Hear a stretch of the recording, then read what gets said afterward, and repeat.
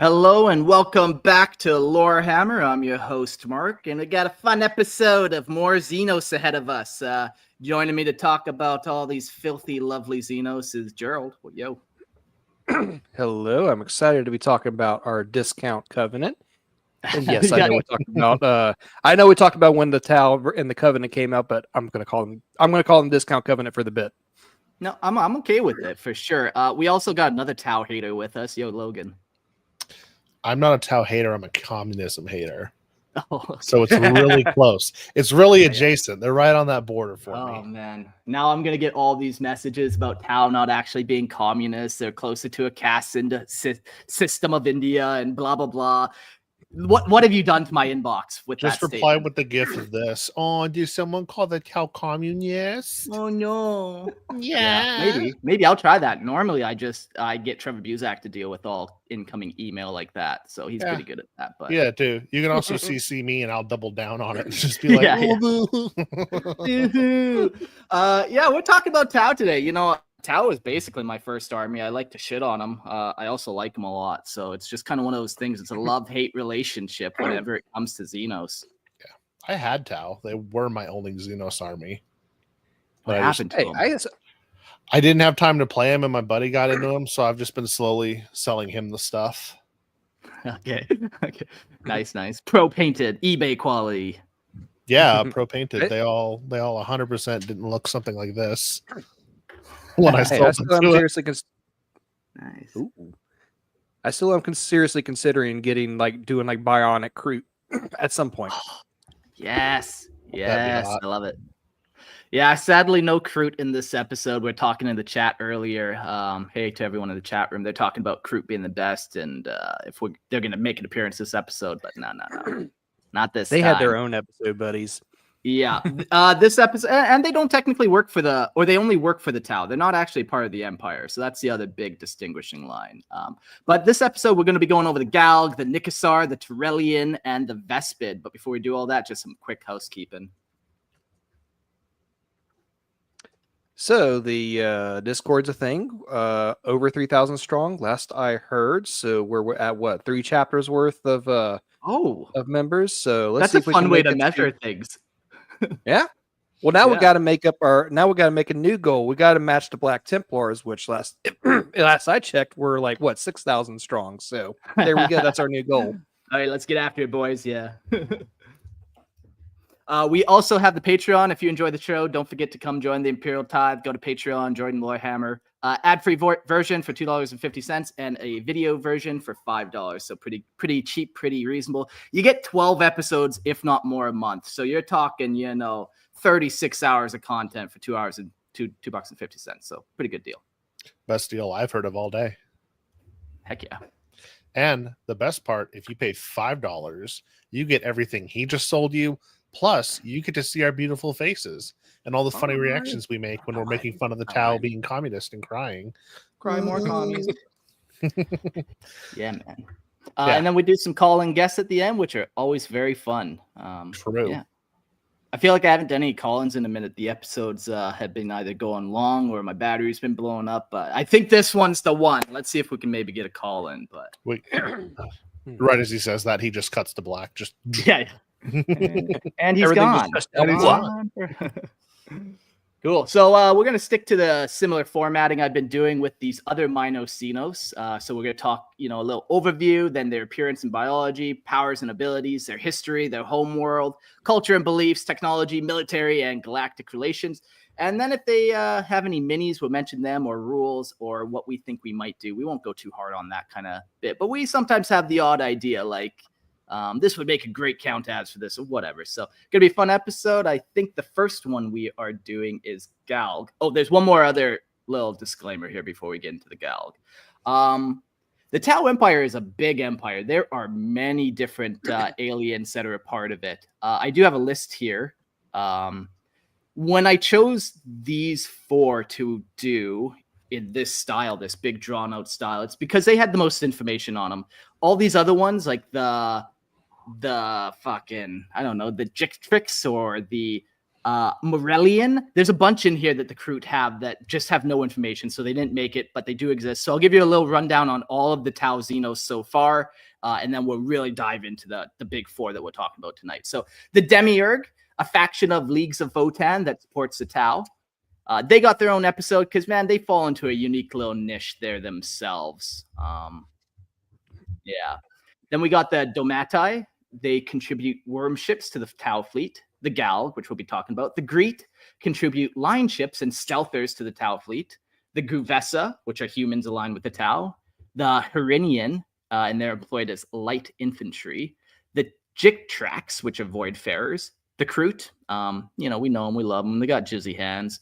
The Vespid, flying insectoids that use neutron weapons. They'll be in this episode. The Morellian, they're soldiers. The Deathsworn fight alongside the Tau. The Nicassar, they are, I can't wait to describe these guys to you. If you don't know what they look like, they are fun. But they'll be in this episode too. We got the Otense Council, which I had never heard of until writing this episode. Now I'm always poking my nose back in these filthy Xenos. And they contribute winged discs to the Tau fleet. We got the Ranghan, recently assimilated into the Tau Empire. The Tarellian, which we'll be doing this episode. The Thraxian. Some people include them in the Tau Empire, some don't. They were that race that upgraded themselves with bionics and like the size of Titans and took on I forget which Titan Legion, but we did an episode on them too. They were pretty cool. And finally, the Vorg, a species so large that it can go toe to toe with super heavy combat walkers. So pretty fucking cool. All types. Yeah. Yeah. Yeah, a lot of them, they just have that one cool tagline that just is enough to get you wanting more. But yeah, we just don't have a lot of information on some of these. So wasn't it like most of them only have like one sentence's worth of information in the codex or something? Yeah, pretty well. Yeah. Just make it up. It's all fan fiction at this point. Just say whatever you want. Might as well, yeah. Hey, GW themselves has said everything is canon, so true. Yeah. If they, but not everything is true. But not everything is true. Yeah, they can come out with female custodians. I can write better lore than that. So whatever I'm writing, it counts. Like the number one hater of that. All right, let's get into the Galg. We'll start off with a fun quote.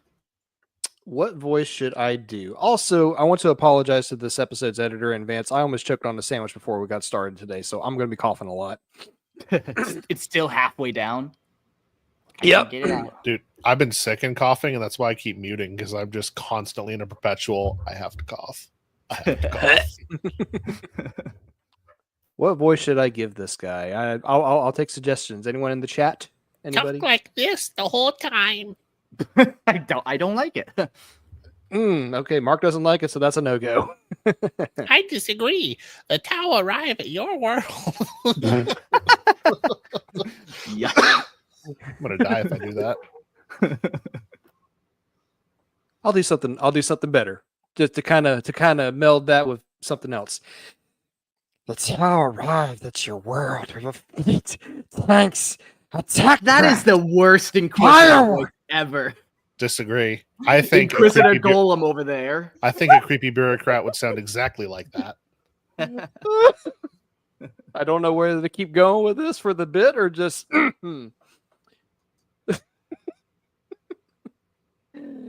Fire warriors in battle suits, and they asked if you want to join in their quest to achieve the greater good.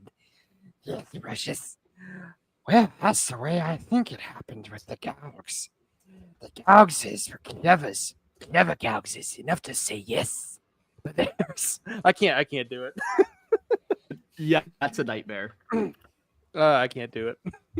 Yeah. All right. Someone needs to exterminate that Inquisitor for sure.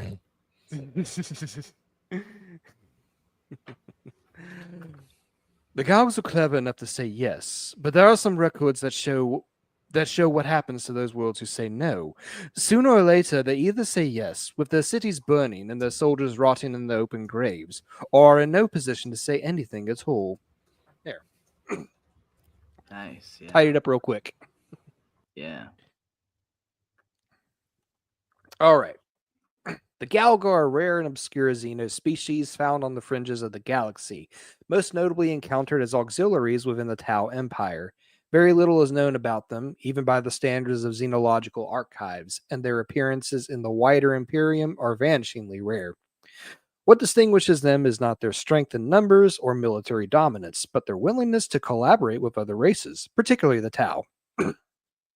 Though not frequently seen, their inclusion in the Tau military operations as auxiliary troops marks them as at least diplomatically active. Their obscurity leaves many questions unanswered, including their long-term goals or whether they serve the greater good out of belief, coercion, or convenience. Maybe it's all of the above. The Imperium of Man, ever xenophobic, classifies them as an abominable alien species worthy only of extermination, which, if we're being honest, is pretty much all the alien species. Still, their involvement with the Tau... One Imperium to rule them all. One Imperium to exterminate us. Still, their involvement with the Tau suggests intelligence, organization, and a survival instinct potent enough to cross cultural and biological divides. Oh man. And I just pulled up a picture of the Galg, and they look fucked. I was just about to say, like, I saw a split second. I'm like, Mark, why are you showing us your dick pic? Yeah. Yeah.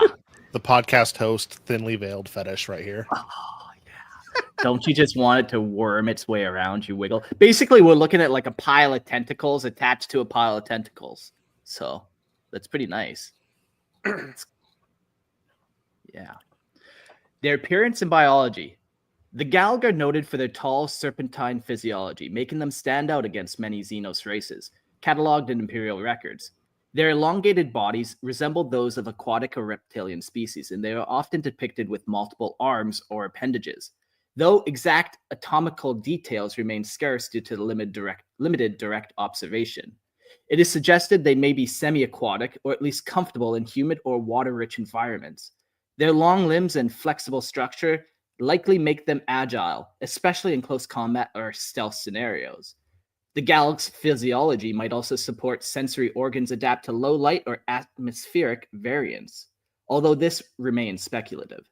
They wear body armor and carry weapons when operating alongside the Tau, implying a degree of physical vulnerability, despite their alien elegance.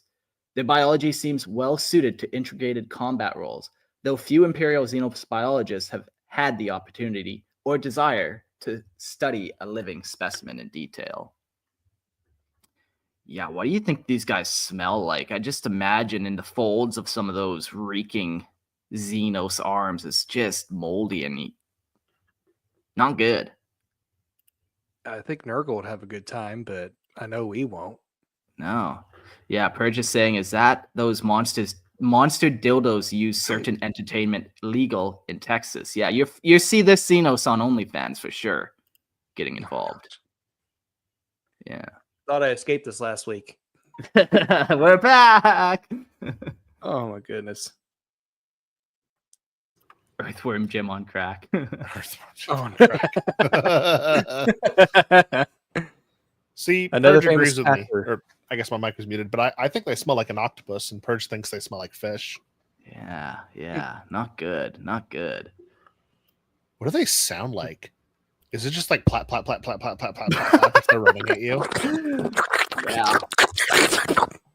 I think that's less terrifying than just like you're in a hallway and just plat, plat, plat, plat, plat, plat, plat. I hate both of them. Yeah, no, this one needs to die. This Xenos needs to die with heavy flamer fire for sure. Purge it with fire. All right. Let's talk about their powers. While going plop, plop, plop, plop. No, I'm kidding. While the Galg do not appear to wield psychic powers or possess any overly supernatural abilities, they do seem to use powerful biological and tactical or they do bring useful biological and tactical assets to the battlefield. Their physical agility, coupled with long-reaching limbs and flexible torsos, may allow them to perform tasks or movements that other humanoid species cannot. Their coordination in small squad-based actions suggest acute spatial awareness and perhaps non-verbal communication. Galg warriors have been seen using advanced firearms and operating fluidly in alien environments, indicating strong adaptability. If indeed semi-aquatic, they could thrive in conditions hostile to most Tau or human units, offering strategic value in planetary assaults. While no reports confirm regeneration, poison use, or stealth-based camouflage, their xenos biology may still grant minor situational advantages. Their greatest power, however, may simply lie in their willingness to integrate with the Tau, gaining access to power, weaponry, and armor far more advanced than their own. So that agility comment made me think that the plap might not be out of the realm of possibility. Mike, or you're muted. Mark, you're muted. Yeah. I live on the ocean with octopuses, and like they don't look like they would be agile, but man, they're quick. They're flinging all over. And what's really crazy about octopuses, they can even run on the land. And I've seen that happen a couple times where they're running across the land. And this would operate that very same way with just flapping arms across, dragging so quick, kind of unpredictable in its movements. That's creepier than I was picturing like a Squidward running kind of thing where the legs are just one over the other. But if it's just wildly flying, that's horrifying. Yeah, and I can imagine there is no real up or down to this beast. When I'm looking at pictures, it kind of has an up, but man, there's so many tentacles all over it. Feels like it could run just kind of any way it needs to. Or squelch, I suppose, any way it needs to. I don't like that. Squelches around. Ugh. Yeah. Fuzz says octopus can be very agile and dexterous for sure. And then the stealth mission aspect that keeps getting brought up with the Galg is kind of cool too. When we look at octopus and how they can sneak through any size hole, essentially. Just imagine these Galg doing the same thing. I saw a video once of one that was actually sealed in a jar of peanut butter, and it was sealed up so tight, but it was in there, and it managed to unseal itself and get back out. Crazy, yeah, they're crazy creatures. All right, let's talk to those about interested in the Imperial Tithe channel. I just posted a GIF of the from Monsters Inc. Oh yeah. Speaking of flailing around. Yeah, that's funny. The Galg's history remains mostly unrecorded in Imperial archives, which is not uncommon for species operating far from the influences of Terra. What is known is filtered largely through interactions with the Tau Empire, where they have served as auxiliary forces in a number of campaigns. The earliest confirmed sightings of the Galg warriors date back to the Damocles Gulf Crusade, where they encountered the Imperium fighting alongside the Tau Firecast troops. It is unclear whether their alliance was a result of conquest, negotiation, or mutual enemy. What little is understood suggests that the Galg were independent species before joining the Tau, likely encountered during the Tau's third sphere of expansion. There is no evidence that they maintained a large interstellar dominion, and it is likely their history is one of adaptation rather than conquest. Their current survival under the Tau's protective umbrella may be the key to their continued existence. Yeah. So we don't really know much about them. These guys are intelligent, and they're intelligent to write their own history and stuff, but maybe they're just so foreign and so alien that it just is just what are they writing about? Okay, then we scrouched to this planet. We oozed on this planet, just kind of boring records, Or just not in a way that the Imperium could understand. Yeah. There is some South American tribe that actually never invented their own writing system, and their way of communicating and making records was tying knots and beads into a certain weave. Oh, cool. Yep. That's fun. There's a history lesson for you there. Yeah, a little weave reading. I like that. Mm-hmm. Let me just fill up my water here real quick. Ursat says, oozed on this planet. I chose a good time to show up. Yeah. You always have the best interests, Ursats. Never change. Okay. So what about their homeworld and their geography, or galactic geography, not actual geography? Well, I guess it is kind of. Anyways, that's neither here nor there. The exact location of the Galg homeworld is unknown, hidden somewhere on the outer fringes of the eastern fringe. That's a tongue twister.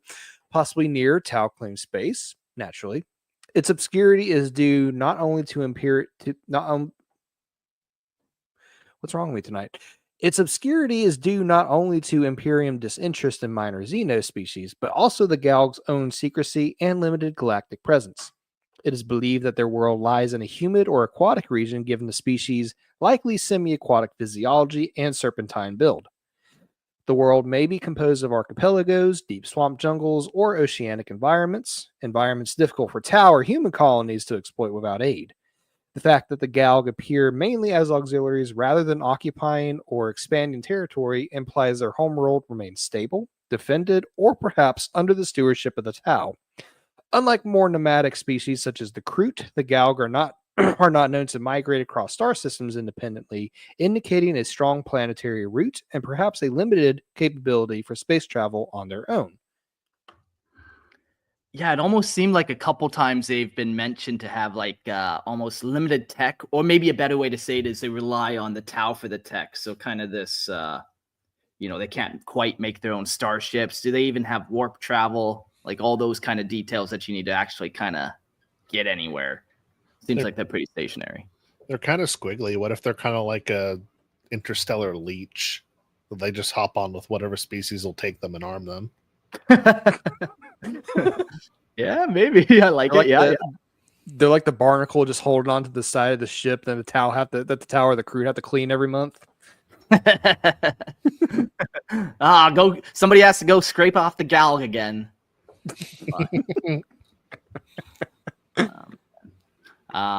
We got another host joining us now. He's a little late, but joining us now, we got Bro Diddley. Hey, yo.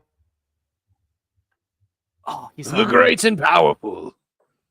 The great and powerful Bro Diddley. How are we all doing today, my party people? We're doing good. We're just talking about the filthy tentacle Galg. So far, Gerald's confessed that he does want one to wiggle up inside him. 100%. I think I spat out a Galg the other day. Oh, I coughed it up out of the lungs. It's exactly what it looked like. Yeah. This crawls down into the toilet.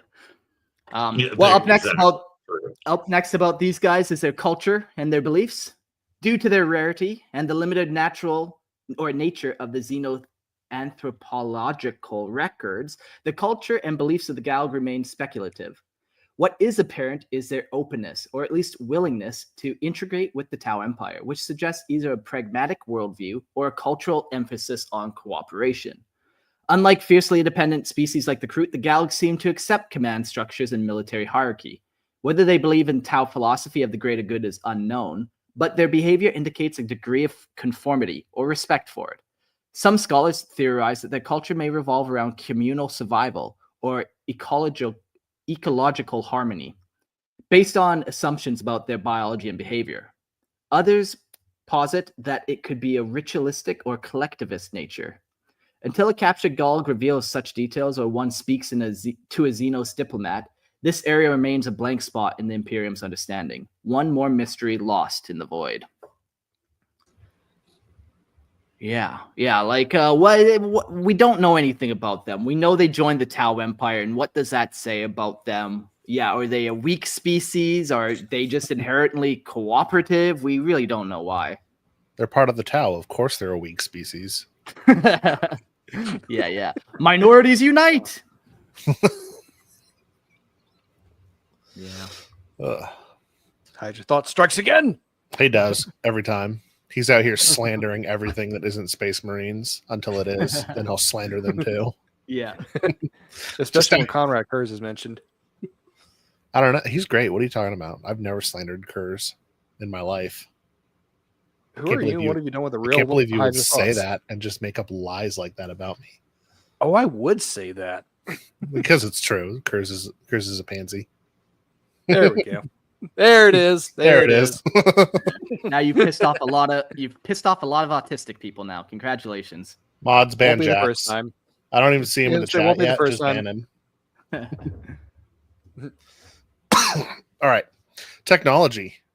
The Galg are not known to possess significant native technological advancements. In most of their recorded appearances, they are seen wielding Tau-manufactured pulse weaponry and wearing armor designed by the Empire. This suggests that while the Galg are technologically literate, they rely heavily on their Tau allies for arms, armor, and likely spacefaring transport. This could imply their homeworld was pre-industrial or technologically stagnant before their incorporation into the Tau auxiliary program. Alternatively, they may have deliberately abandoned their own tools in favor of standardized Tau equipment for efficiency and cohesion. There is no evidence of Galg starships, AI systems, or native vehicles, reinforcing the idea that they are dependent on partners rather than peers. If they do maintain any unique tech traditions, such knowledge has yet to be revealed or perhaps is restricted to ceremonial or cultural context rather than military utility. In combat, they appear as disciplined as foot soldiers, well armed, but not self-equipped.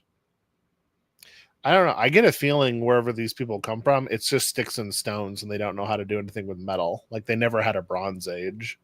Yeah, yeah. And it's not that they aren't necessarily not smart. Like they can communicate, they can, operate in the galaxy, make trade deals and all that kind of stuff. But yeah, maybe they lack fingers to do it, or maybe they just can't. They don't have the thumb. We all need the thumb. True. They have 6 legs, but no thumbs. I've never heard a bigger burn than they didn't even have a Bronze Age. So I'm out here slandering them, bro. It's my job. That's why Mark has me. There you go. Perfect. I love it. I do picture their technology could be cool, like if they did have it. I kind of go back to that octopus squishing through any size hole, and then like, okay, if you have this ability, maybe you kind of build technology around it. Maybe their technology is so like nanotech, or like maybe digital weapons, stuff like that, where it's just super small and compact, so they can still do what their body allows them to do without it kind of getting in the way. So it's so small you might not even realize it's there. Maybe. Who knows? Up next in military. In military service to the Tau Empire, the Galg function as auxiliaries, integrated into broader Firecast formations. They do not appear to have independent command structures or operate distinct military branches, instead supporting existing Tau operations. Visual records depict Galg warriors equipped with pulse rifles and body armor, fighting in cohesive fire teams. Their long limbs and flexible bodies may grant them an advantage in urban or aquatic combat environments. They're rarely fielded in large numbers, suggesting either a limited population or a specialized tactical role. Unlike the aggressive shock assault favored by the Kroot or the Galg, unlike the aggressive shock assaults favored by the Kroot, the Galg appear more calculated and deliberate, favoring cover, positioning, and coordination. Their role is likely that of adaptable infantry, able to assist in terrains that challenge more rigid Tau tactics. Their loyalty, whether born of belief, necessity, or diplomacy, allows them to participate in operations that would otherwise be beyond their reach, supported by the Tau logistics and planning. Yeah, they really are just not much without the Tau.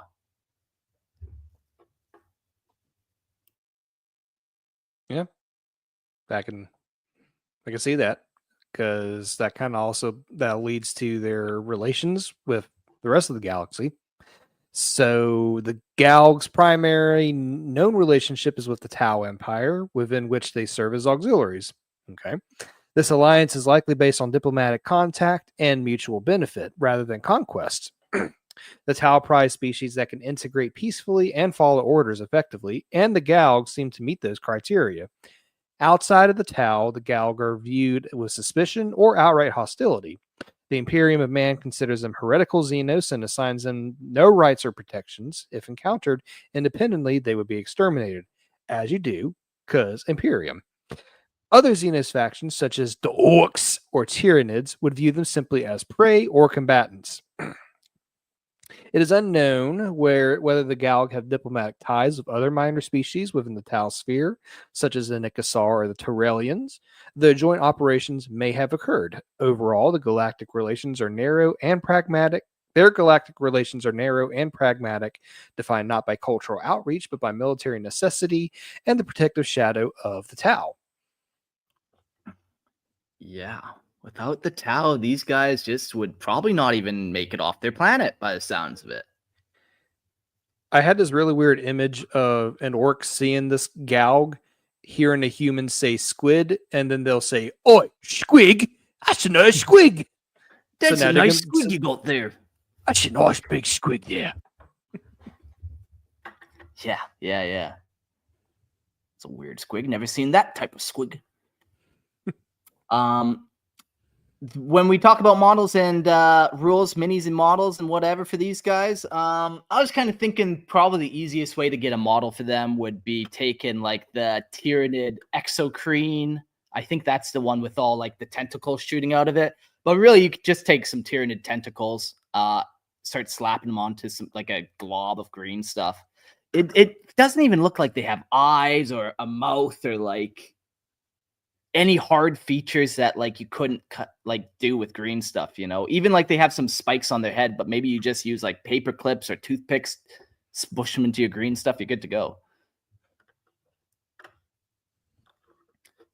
Or you can probably find rules some like tentacled. The octopuses from AOS, the INF Deepkin. Just take those and just.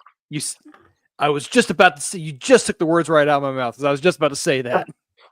Well, in your face, nerd. I nerded first. Great minds think alike.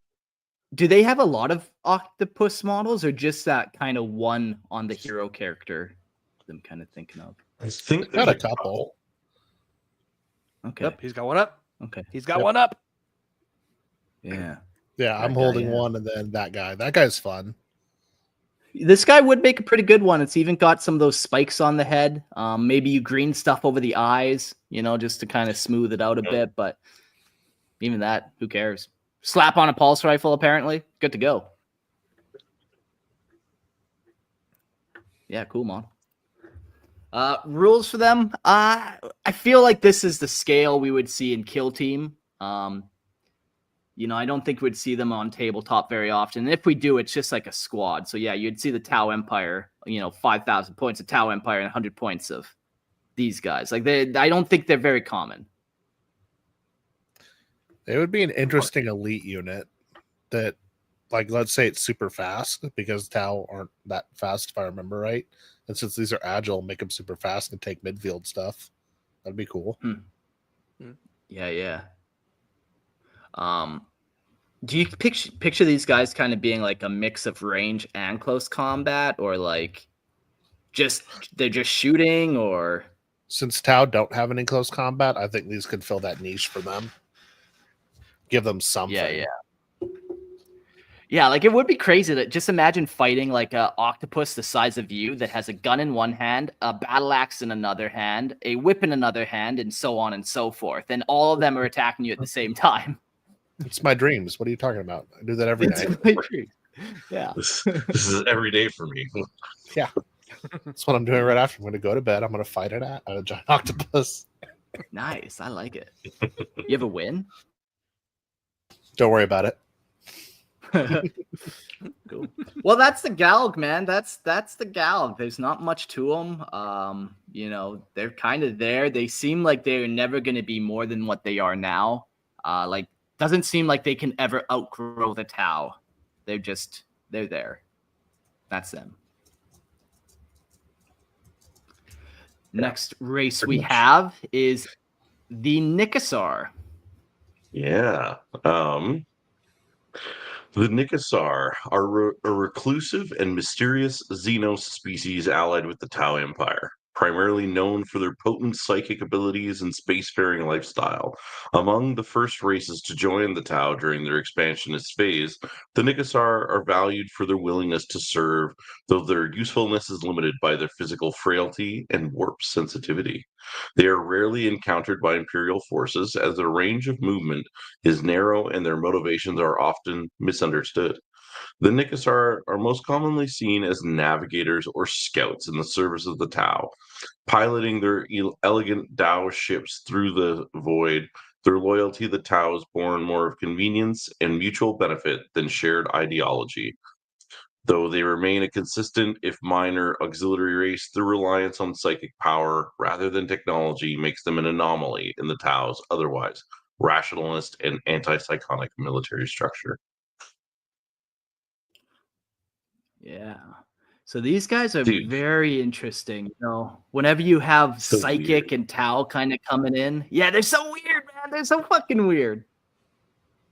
They look They're like like, floating tiger manatees. Yeah, or like a flying manatees. six-legged polar bear or something. Well, they've got 6 legs. Oh yeah, they do. The way Yeah. the way he's got his paws in that first picture is like he's trying to talk to him like an Italian. Like, come on, come on, Come on. hey. Don't you That's how understand? That's how they all sound. They're all very Italian. Just, what are you doing? They're trying to psych us look out. at We're that trying to thing. stop it. Hey, I'm floating here. Yeah, is the I'm floating here or the I'm trying to sail a ship here through the warp. Are they all from Jersey? Jersey Yeah, Italians? exactly. Perfect. All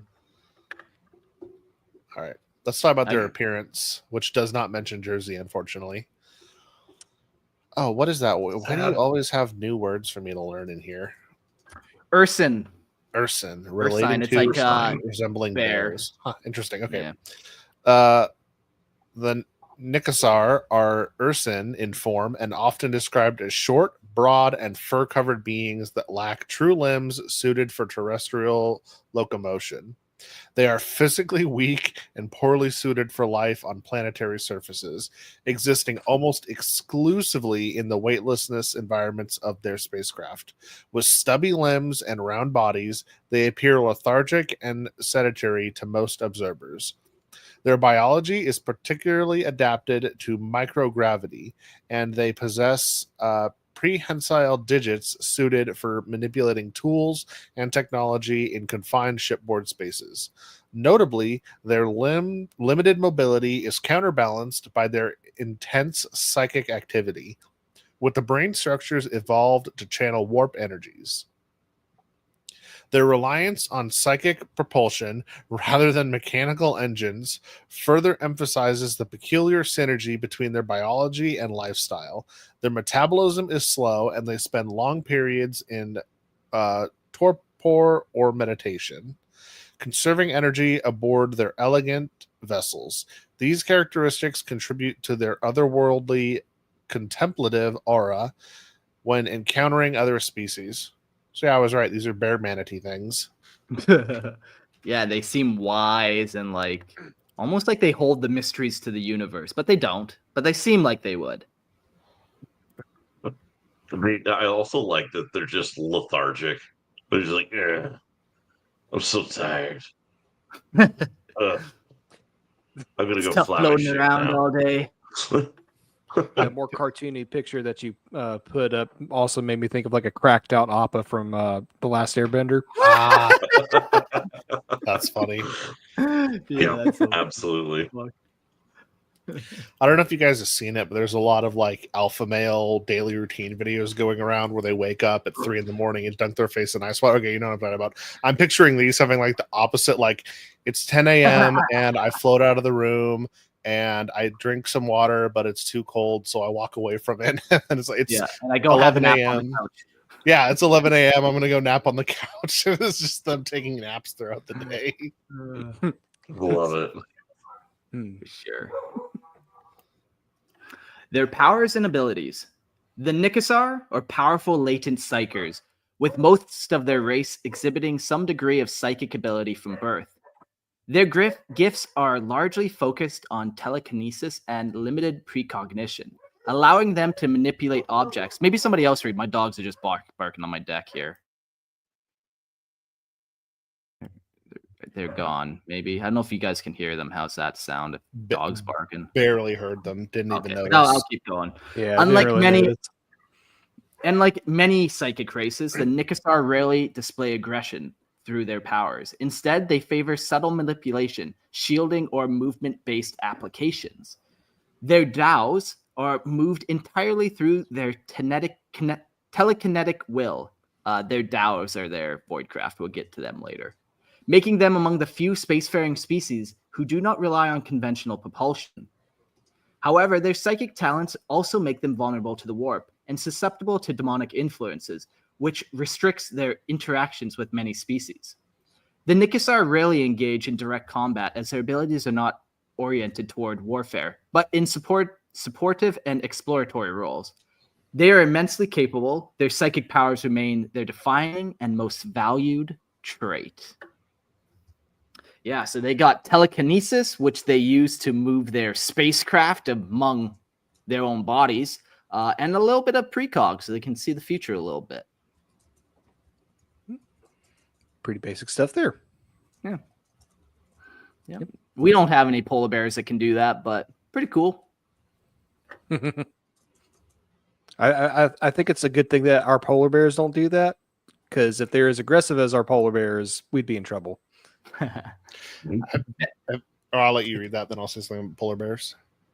Banished Cabal says, the Nicassar almost remind me of gas bags from Ark Survival. Any of you guys play that game? My brother does. Let's Google a picture. Gas bags Ark Survival. I'm sure that will take exactly what I need. Okay, sure. Okay. That's a real cracked out Appa. Yeah. That one's done. Thing GW stole? I'm just fucking kidding. Meth. Look at that. Cute. Neat. All right, the more you know. True. That's why you just want to take it home.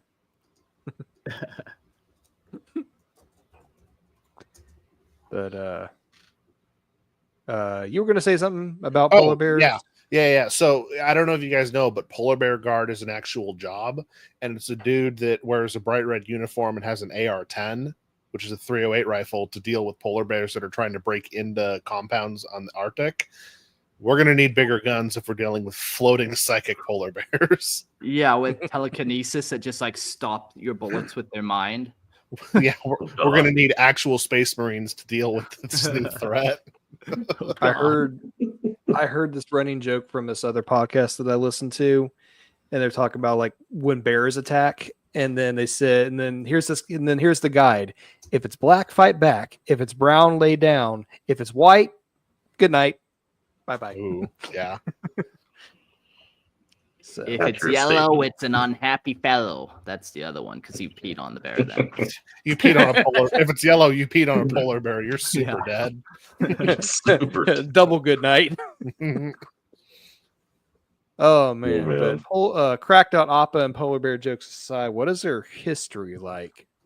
The recorded history of the Nicassar is sparse, largely due to their isolationist tendencies and the lack of interest in galactic politics. Prior to their alliance with the Tau, the Nicassar existed as a drifting, spacefaring civilization with no known homeworld or significant territorial claims. Their first contact with the Tau came early in the second phase expansion, where mutual interest led to an accord.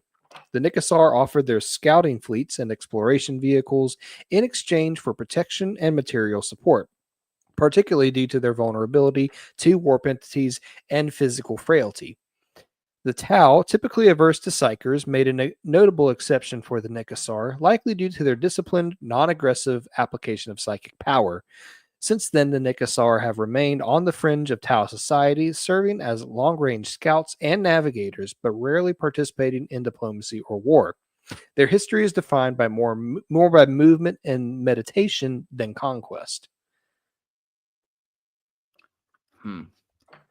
Yeah, what a lifestyle. I like how much meditation plays a factor in just their kind of life.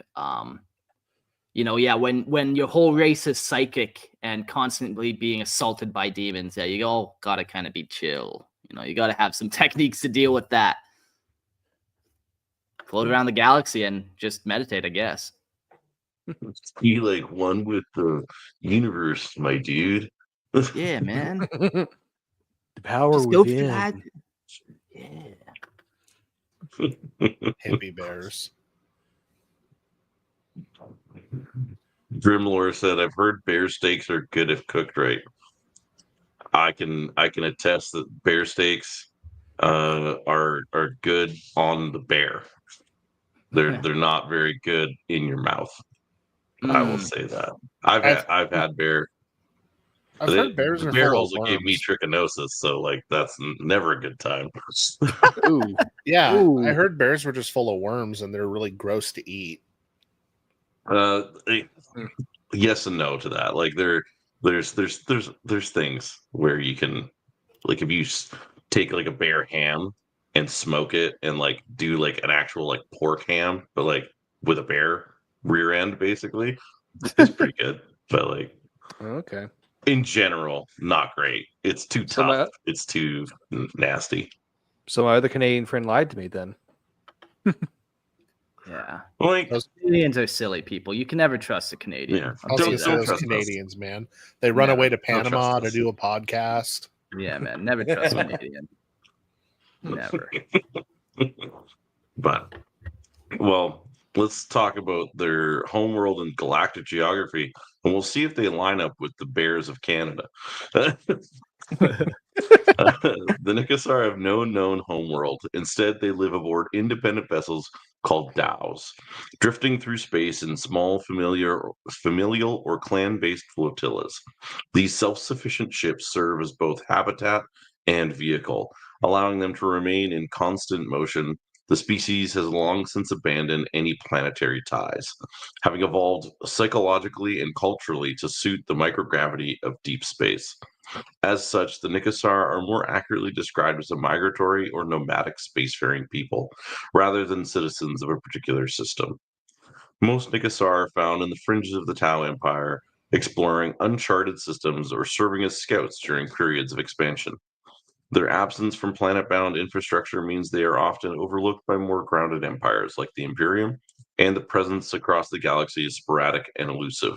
Their unique geography, ships instead of planets, makes them difficult to track or fully understand by more centralized civilizations.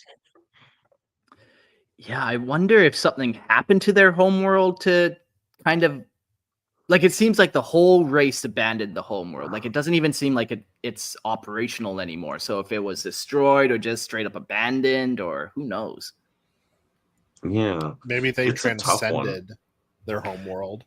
And that might be it, man. Like, yeah, they're like, hey, yeah, we've mastered psychic powers now. This world is not enough for us. Let's traverse the stars. Like that's kind of cool, kind of metaphorical almost.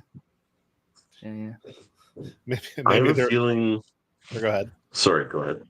No, I was just gonna make a joke. You go ahead. Oh, I was gonna say, I have a feeling because of like how they are, like each of them inhabits their own small ship. Basically, they basically remind me of like almost like gnats. You see them for a split second, and then they're gone because they're in like such a small thing.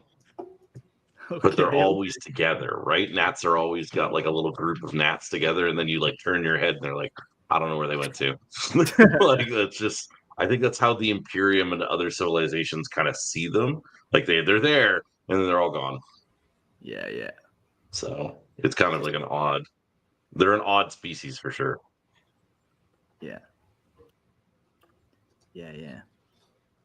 But continuing with their oddness, let's talk about their culture and beliefs. The Nicassar culture is inward-looking, meditative, and highly individualistic, emphasizing mental discipline and the balance of psychic energy. They do not possess an organized religion as understood by the Imperium, but they appear to revere the power of the mind and the harmony of the warp in a philosophical manner. Each Nicassar clan of family group operates independently, following shared traditions of telepathic meditation, self-contemplation, and spiritual navigation. Time aboard their dhows is spent in reflection or subtle communication with the psychic current of the galaxy. Due to the slow-moving nature and long lifespans, the Nicassar rarely involve themselves with fast-paced or violent affairs. They value personal growth, collective memory of their ship, or the collective memory of their ships, and the quiet pursuit of deeper knowledge.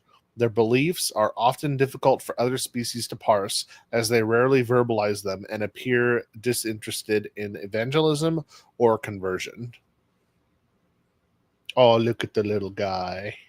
Yeah, these that I have pulled up on the screen now are called tardigrades.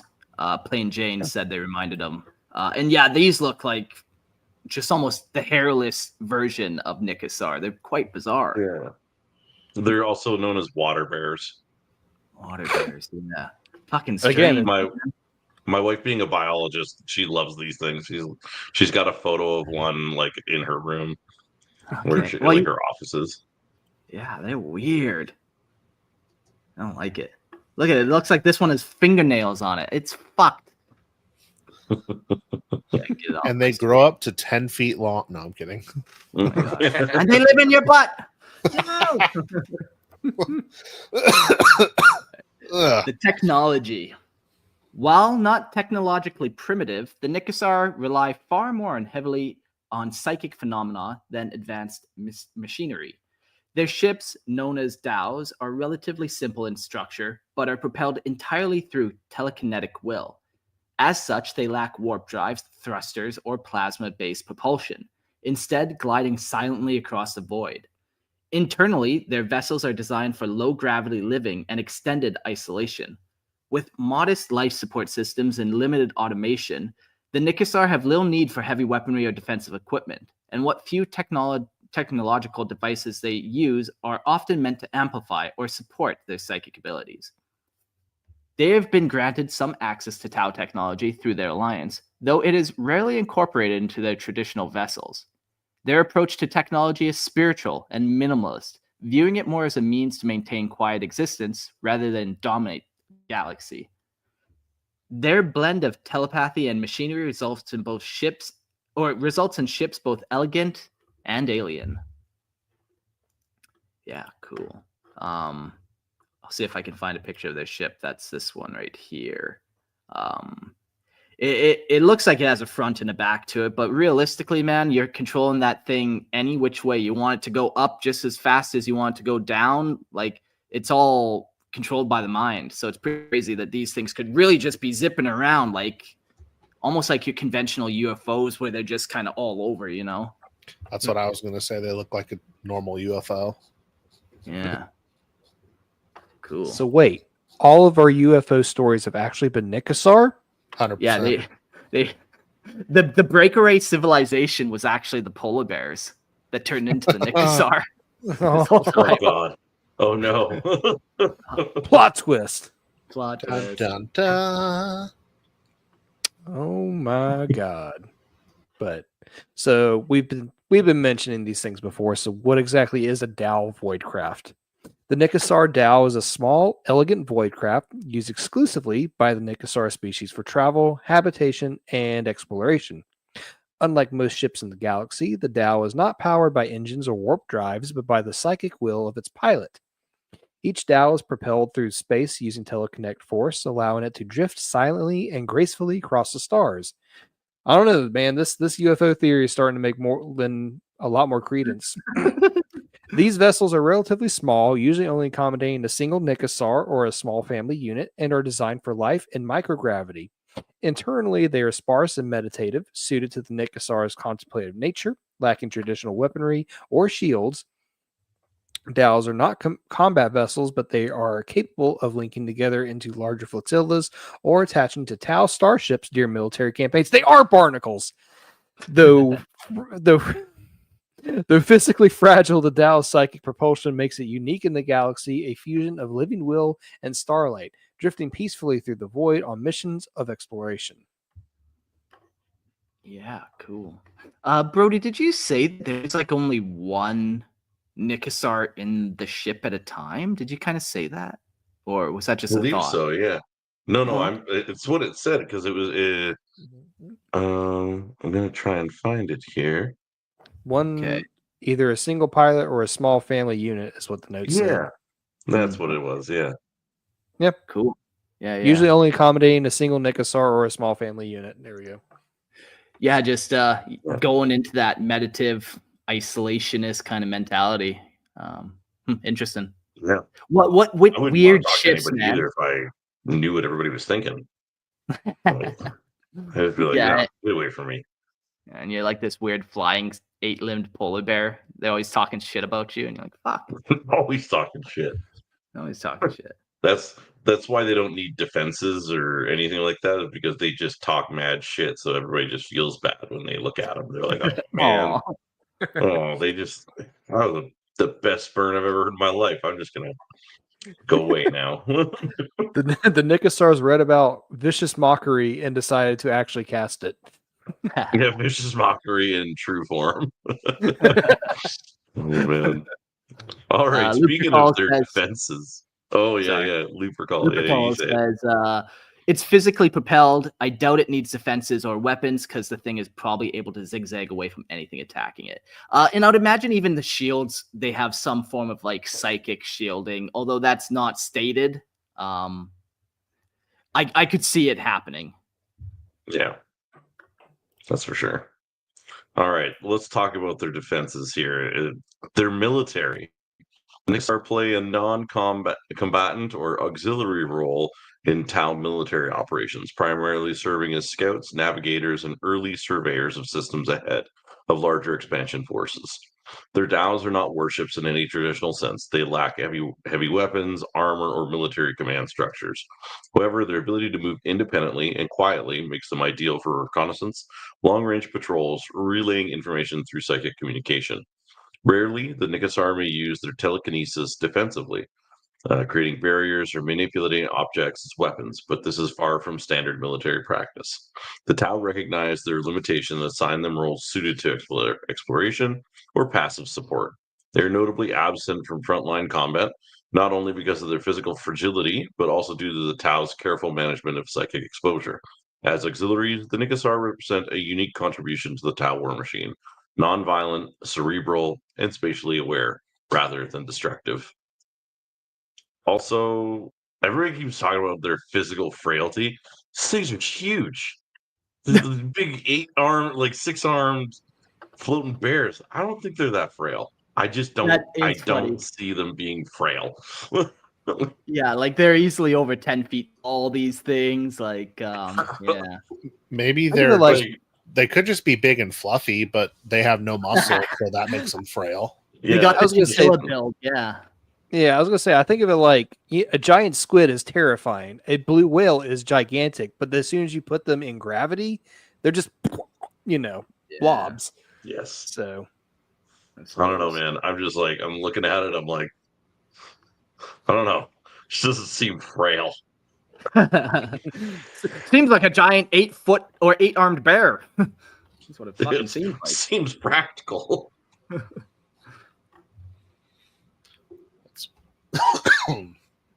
That's funny.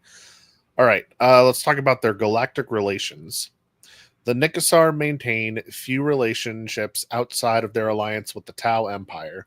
Due to their heavy reliance on psychic powers, they are treated with suspicion or outright hostility by most other factions, especially the Imperium of Man, which is true and not wrong at all. Which view unsanctioned psykers as a dire threat.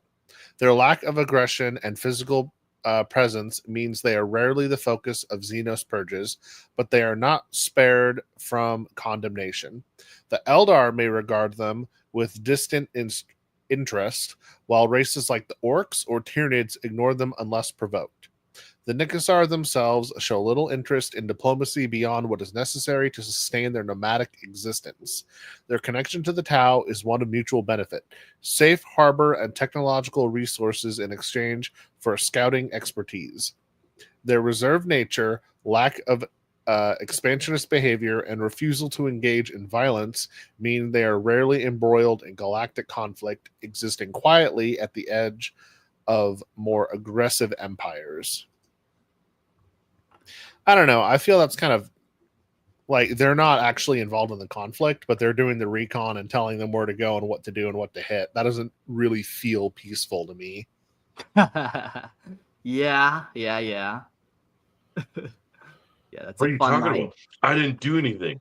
Yeah, but you told them where everything was. But I didn't do anything. Yeah, it's like I didn't do it. Like I didn't do it. Yeah, I told him where they were and where those tactical points were, but I didn't do it. Exactly. God. Well, that's Billy enough got to pushed make off you want to this. exterminate them. Just that alone, They're liars. Billy got pushed off the swing today. Okay, did you do anything about it? No, I was sitting over there on the bench. Okay, well, did you do anything to stop Billy getting pushed off the swing today? No, because I was sitting on the bench. Okay, in Nazi Germany here. Let's try another example. I was sitting on the bench. And I told the guy to go push Billy, but that's not the point. Oh, these Told him little Billy would be stars. there at recess. God.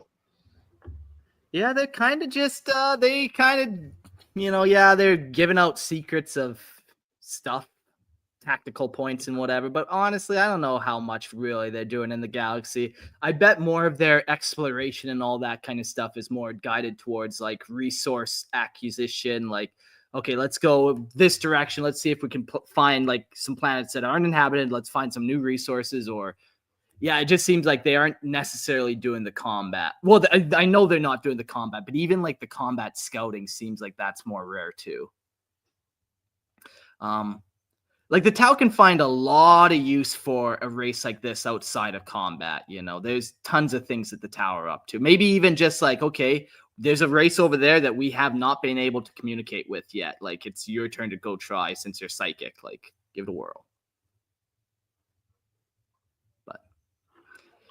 Minis and not a bad idea. Yeah, I like that. Yeah. Minis and representation. No rules, no minis.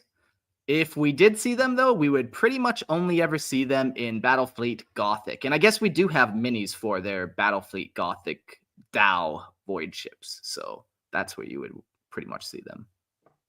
Is that game still out, or did they cancel it?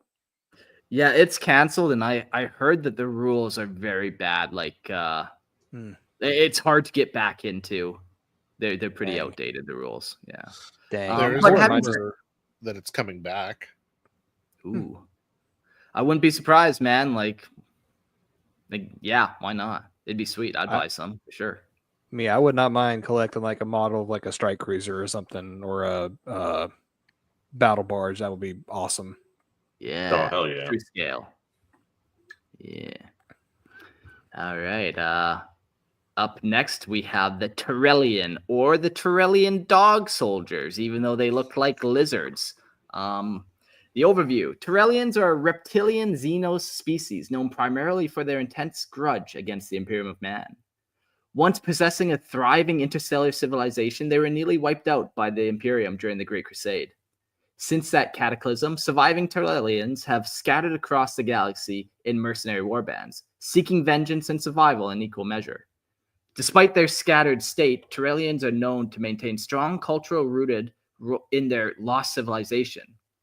While largely considered a minor threat by Imperial standards, their hatred of humanity had made them a persistent nuisance across certain sectors. The Tarellians' reputation as skilled warriors and disciplined mercenaries has occasionally led their employment by other Xenos factions, most notably the Tau Empire, who view them as useful auxiliaries. Although the Imperium considers them largely exterminated, reports of Tarellian sightings suggest their extinction may have been greatly exaggerated. Yeah, so the Tarellian dog soldiers. I kept going back and forth if I should include these guys or not in this episode. And my thought was they almost fall into that same category as Kroot, where like they are mercenaries. Like they're not tied to the Tau. They don't have exclusive contracts necessarily. But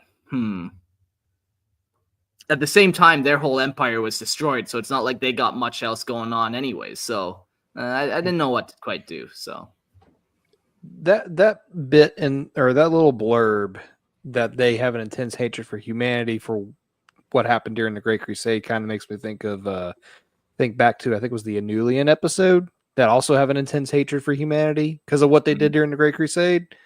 But then that made me kind of think, though, reading like some of the older lore about like why the humans are so xenophobic, it never specified what aliens hurt them to make the Emperor want to go, okay, aliens, all aliens, it's on site. everyone, yeah.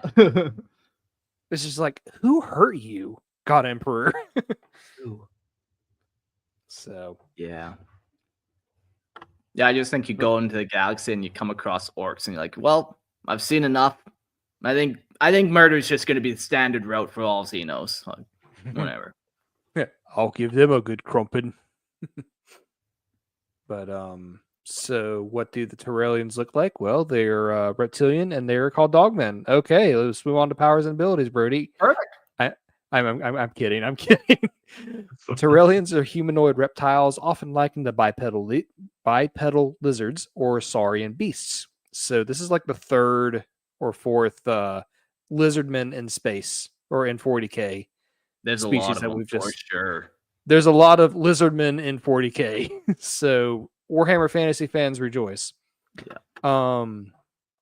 Their physical form is muscular and well suited for combat. Again, Seraphon or lizardmen with tough scaly hides, providing natural armor against environmental hazards and attacks. They possess elongated snouts, sharp teeth, and clawed digits, all suggestive of a predatory ancestry. Their skin typically ranges in color from olive green to dark brown, helping them blend into many environments, though the exact internal biology of the Tarellians remains poorly understood by human scholars. They are clearly adapted for both physical endurance and agility. Unlike many xenos species, they can survive in harsh climates and are reportedly able to recover quickly from wounds that would cripple a human. Their reptilian physiology may also contribute to their long lifespans and resilience. Some Imperial observers note a cold, calculating quality to their gaze, indicative of both their alien mindset and their capacity for strategic patience. Cool. Yeah, of all of the lizard species that we've come across, I think this one fits best for that AOS Seraphon type conversion. I'm just going through all these pictures and man, they're spicy. They're nice. I did see one guy on another Discord actually combine kit bash like Seraphon and Leagues of Votan bits to do lizardmen in space or in 40K. So cool. That actually sounds sick. I have to find that. But I like just hearing about them. I kind of thought they were closer to the Lux Saddle, which is like the flechette blaster wearing like that guy. Yeah. I thought they were closer to that, and then it was a bipedal. I was like, okay, not quite the same, but like yes and no. Yeah. But yeah, they're super sweet. Look, like they sound super sweet. It would be cool because you kind of said they're like a mercenary faction. If you could take them with any army you wanted. Yeah. Maybe that's what needs to happen. People have talked about like how doing like a alien ally codex or something like that. And how do you get all these different little minor xenos in there? But yeah, maybe it should just be like a mercenary codex that can just kind of go anywhere. Kind of like the Imperial Agent Codex was. Just lets you tag whatever you want. Exactly, like that. And then, you know, obviously there'd be like, yeah, you can't have these guys and these guys in the same army. But like, yeah, I think that would be so sweet, though. We need some just more random one-off alien units. Yeah. I think you're right. I think it would be like an Imperial Agents, but it would just be minor Xenos, and they could go with any Xenos army except for Tyranids. Yeah, but even Tyranids, man, you could say little brain parasite bug has, you know, chomped into the back of their head, and they're controlling some of them. Oh, there you go. You could find a way, and same with Necron. They have their mind control scarab swarms or whatever. So even them, they could, you know, always kind of put them in. You could take Gene Stealers with Gene Stealer Cult, can't you? You can take. Yeah, I think. Yeah. So What? then, I don't understand the question. Yeah. well, you no, can I'm take saying Gene that Stealers because with Gene that's Stealer a Cult. Tyranid unit. So you could take, because it's a human Tyranid hybrid faction. So you probably could take this with other Tyranid things. Is the point that I was going with? That makes sense. I see what Yeah, you mean I see what now. you're saying. Okay. Yeah, that would be Yeah, the other it's option. like- Yeah, you go the Gene Stealer route. So now we got Gene Stealer, Tarellian Dog Soldier. So now they got 3, sometimes 4 arms. We got the Omniposer tongue going. Heck yeah. Love it.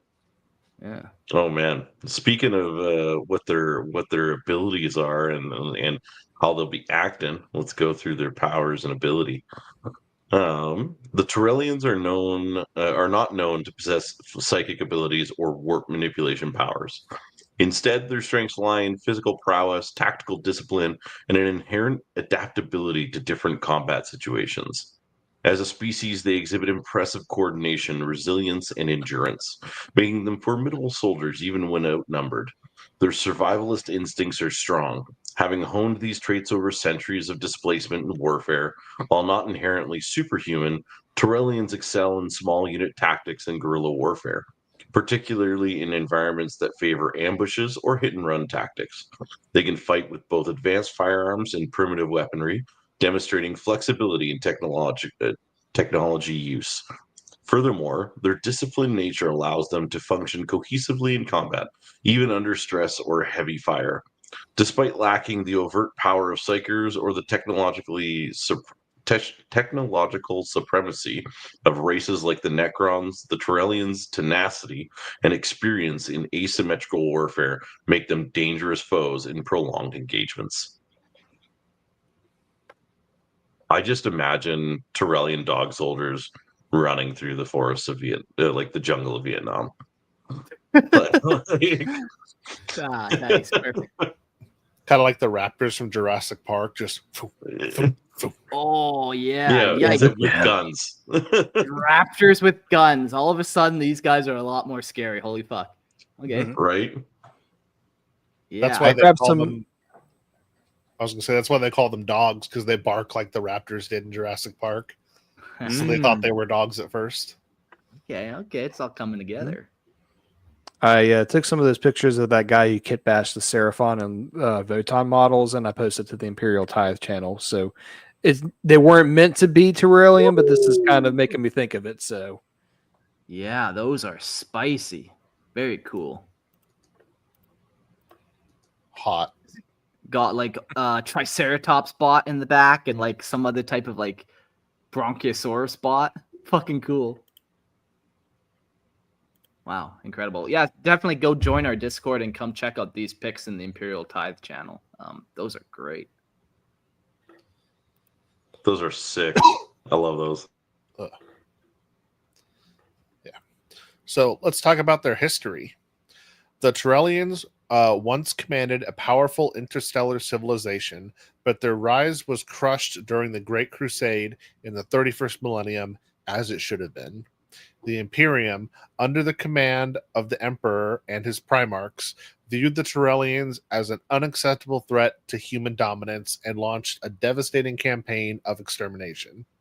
Entire Tarellian worlds were destroyed by virus bombing and orbital bombardment, nearly wiping out the species. The survivors scattered across the galaxy, forming war bands and small enclaves. Ever since, the Tarellians have nursed a burning hatred for the Imperium. Though most of their kind were destroyed, they remain a symbol of resistance and endurance, refusing to let their species fade quietly into extinction. In more recent centuries, some Tarellians have allied with the Tau Empire, seeking purpose and vengeance by joining their military as auxiliaries. Despite the fractured state, the memory of their lost empire continues to drive them forward. Man, how salty do you have to be to hold a grudge for 10,000 years? Like, you lost, get over it. Get the L. over it. Yeah, take the Yeah. L, bro. Take So the just go- L, bro. okay, take that mentality and just go to Abaddon. There you go, problem solved.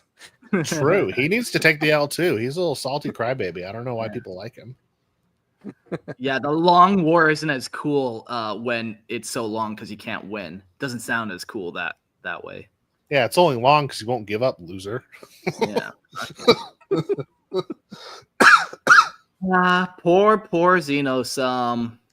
Yeah, the more I'm reading about them, the more I feel like they don't necessarily fit into this Tau Empire episode. But we'll carry on with them. Not all of them went and joined the Tau Empire. They still have their own enclaves across the galaxy doing their own things. So, their homeworld and galactic geography. The original Tarellian homeworld has never been named in surviving Imperial records, and it is presumed to have been one of the many planets annihilated during the Great Crusade. Once the center of a thriving star-spanning society, it was destroyed alongside many of the Tarellians' other colony worlds. Today, the Tarellians are a diaspora species, with no single world to call their own. Instead, they inhabit the fringes of known space, especially regions neglected by the Imperium or dominated by other Xenos powers.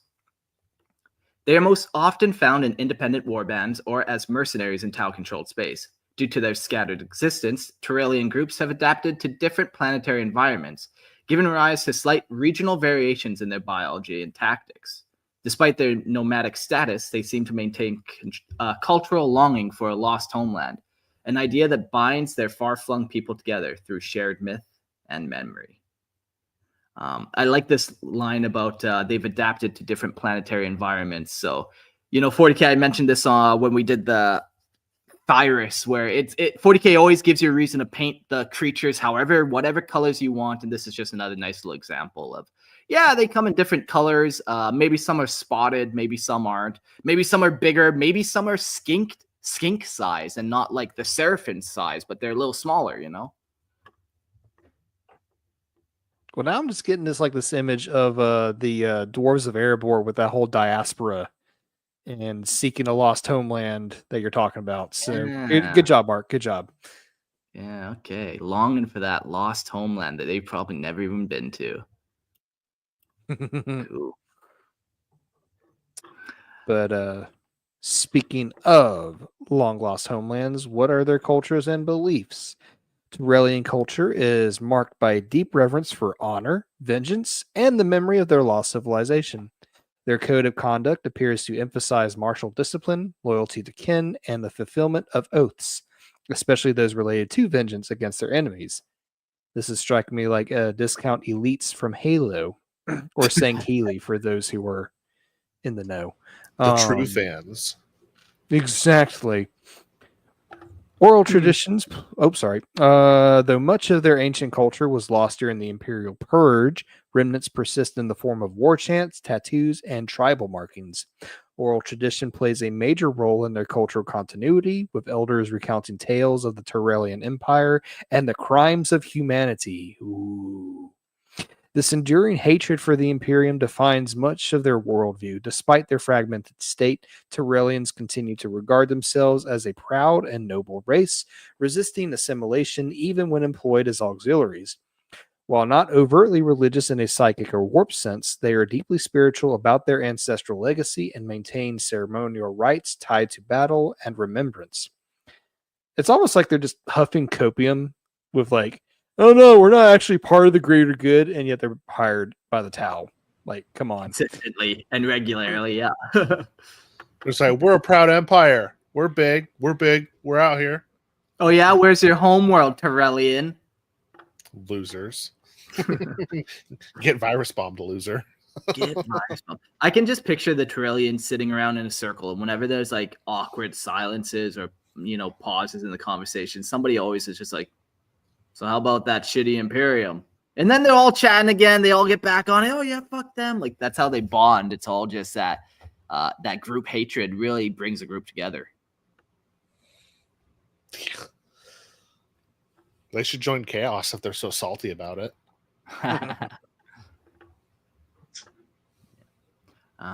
Up next, we have their technology and what type of gibbies and goblets do they use? I'm thinking some pretty cool stuff, but I've been wrong before. Tarellian technology once rivaled that of mid-tier Xenos civilizations, but most of their advanced capabilities were lost during the Great Crusade's purge. What remains is a patchwork of salvaged equipment, refurbished weapons, and battlefield scavenged tools.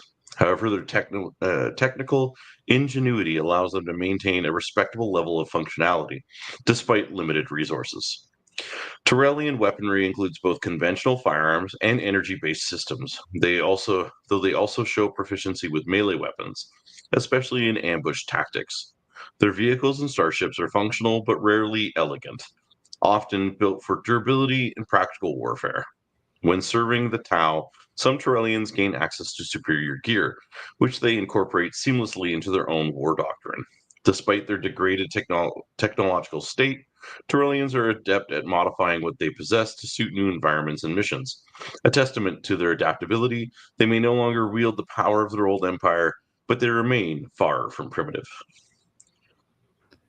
Yeah, sounds like just they got what they deserved. Well- Mid-tier? Ha! Mid-tier. Fuck them. Mid-tier, more like losers. Like, Yeah. They went They from look like mid they tier to dropped just common loot. mid. Yeah. But I actually like that whole like they are able to just make it work. We got this, but we're in zero gravity now, so we're gonna put this wrench into here, and we're gonna do this, and then now it's a zero gravity gun. All Whoop-de-doo. good. Yeah. I love that skill, man. That's like such a cool kind of skill. I've worked with some electricians or mechanics or whatever who have that kind of skill where, yeah, like you said, they take this weird tool, put it somewhere it shouldn't be, and like, that's going to hold for another 3 days. So we got some time. Like, cool. Like, okay. Yeah. I That'll be literally fine. drove a vehicle between like provinces like that. They're like, this will last you maybe 1,000 kilometers. And I'm like, okay, I'll take it. I got 900 kilometers to go. Did you make it? Well, I did. I made it. I made Good it. man. There is a Hardcore. specific term for this type of rigging of a system, but I feel like if I said it, I'd get in a shitload of trouble. So I'll let your imaginations wander with what type of Huh? person would rig something like this. Tell us about the military. What kind of army do they have, these lizards? A weak one because it got crushed under the might of the Imperium. Yeah. Even But- 10,000 years later, they can't recover. I know, losers.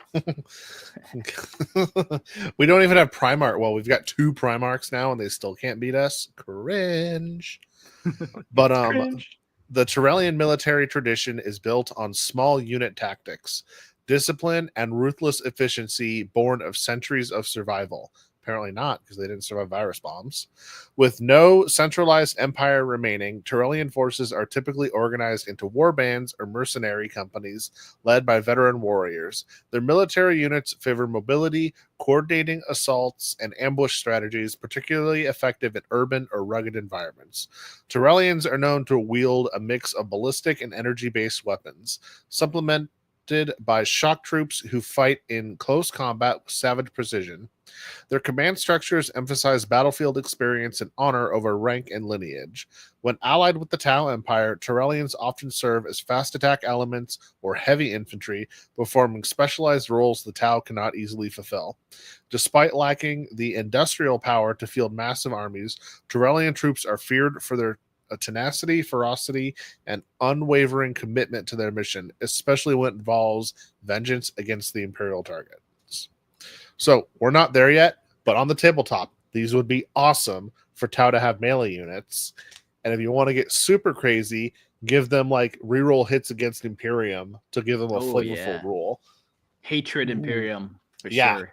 Yeah, they need to bring hatred stuff back. Yeah. I miss that. I mean, Dark Heresy and Warhammer Fantasy RPG have like the animosity system, so this would be a very good excuse to use that. Yeah. True. I like the way they operate, these guys. You know, they're ambushers. I can picture them just hunkering down in like a jungle, waiting, and then doing the perfect raptor ambush. But I also see them doing like urban combat, where just their naturally tough hides and stuff adds that much extra protection in like these close combat fighting and all that kind of shenanigans. Power swords are like phase swords, very much like the the elites. See that happening? That is what I was thinking. I was like, Yeah. what do they remind me of? They remind me of like an already pre-existing like alien. When I was like, Yeah, yeah, the elites. You missed it when Gerald called the Tau the Covenant knockoff, or what'd you call it there, Gerald? Discount Oh. Covenant. Discount Covenant. Yes. Here's something that's they gonna the- bake your noodle though. Anybody that knows a Major Kill, he's another Warhammer floor tuber. He runs his own mini line of 3D printed resin, and his line just came out with the Tau Haley, which is elites that are sided with the Tau. It's worth Cool. looking at. So Okay. Love That's it. funny. Nice. It's the Tau you get. That's the Covenant you get from Wish. we have Covenant at God. home. Covenant at home. That's funny. Galactic relations. And we got another quote here, and this is by the same Inquisitor. So I'll get you, Gerald, to read this line since you've already done his voice so masterfully. I will spare everyone the precious voice this time. Yeah. The Tarellians say we have to leave. They don't like us drinking here. Inquisitor Oriel to the infiltrated members of the Last Chancers. Yeah. They don't like humans, and they're not afraid to say it. But at the same time, they all found themselves in some type of like cantina, space cantina together. So that's fun. I'd like to go to that space cantina. See some Tarellian, an Inquisitor there, all types of manner of fun stuff. Tarellians are largely viewed with suspicion and hostility by the Imperium, which considers them a hostile xenos race best eradicated. Having nearly been wiped out by the Imperium during the Great Crusade, Tarellians I can say it, but not right now. Fucking hell. They return this Amanat. Oh yes, back-to-back bad words. They return this hatred with deep-seated hatred. Yeah, that's perfect sentence construction. Their most significant modern alliance is with the Tau Empire, where some have found a new purpose as auxiliary within the Tau military. While not part of the Tau's core caste, they are valued for their combat skills and loyalty in battle. Relations with other xeno species are less documented, though their scattered nature likely forces them into pragmatic alliances or mercenary work with non-imperial powers. They remain distrusted even among other xenos due to their grudge-bearing nature and harsh war code. Despite this, Tarellians have managed to survive by adapting their galactic politics, taking what opportunities arise to strike at their ancient enemies and keep their species from fading into oblivion. I like this kind of concept of the war code. It's kind of been mentioned a couple times, but yeah, at this point, this race is a warring race. Like that is their primary export, we'll say. What do? I produce violence. Why? Because the I'm Imperium good at killed it. us 10,000 years ago. Excellent. Yeah. No, I think these are sweet. These are sweet, cool, and interesting Xenos. Yeah, for sure.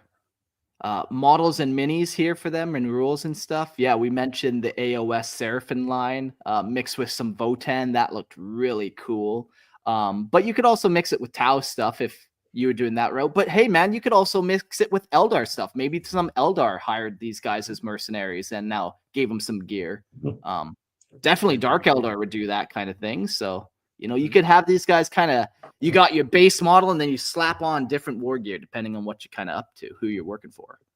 Would the Dark Eldar hire them before or after horrifically mangling them? Oh, yeah. Before and after, both probably. Yeah. Yeah. They could At the try same mangling time. them. I don't think it'll go well. I did post a picture of the Tau Haley from the Major Minis on the Imperial Tithe channel. So, Oh, yeah. Those are cool, too. Yeah, great. And my apologies to Ursats and Lupercal. I did not see y'all's requests until after I'd already read the quotes. So, another time. Another time. Rules for these guys. The scale that you'd probably see them in is kill team and regular 40k scale. I don't think you'd see them in epic. You wouldn't see them in gothic. Maybe RPGs you would come across them quite often working with mercenaries. They could be a fun little mercenary character to play as. Yeah. I think they'd be sweet as like a kill team. Yeah. Yeah, I think kill team fits them the best, And then like that kill team, it fits into the larger 40k army, just like how the Galg did, where it's like, well, you have X amount of Tau points and slightly less, Tarellian. But yeah, very cool. I like these guys a lot. They look sweet. They have such cool potential with conversions and all that. And they're nice. Who doesn't like a nice lizard? Mm-hmm. Agreed. But I think we're going to go from lizards to more bugs. So, and by bugs, I mean discount drones or buggers from Halo. We're talking about the Vespids. The Vespid are an insectoid aliens, insectoid xenos species native to the Tau Empire, serving primarily as auxiliaries within the Tau military. Known for their speed, agility, and loyalty, Vespid fill a unique role in the Tau's expansionist vision of the greater good. Their integration into the Empire is largely due to the Tau's use of specialized communication devices called communion helms, which allow ethereals to communicate with and guide Vespid leaders.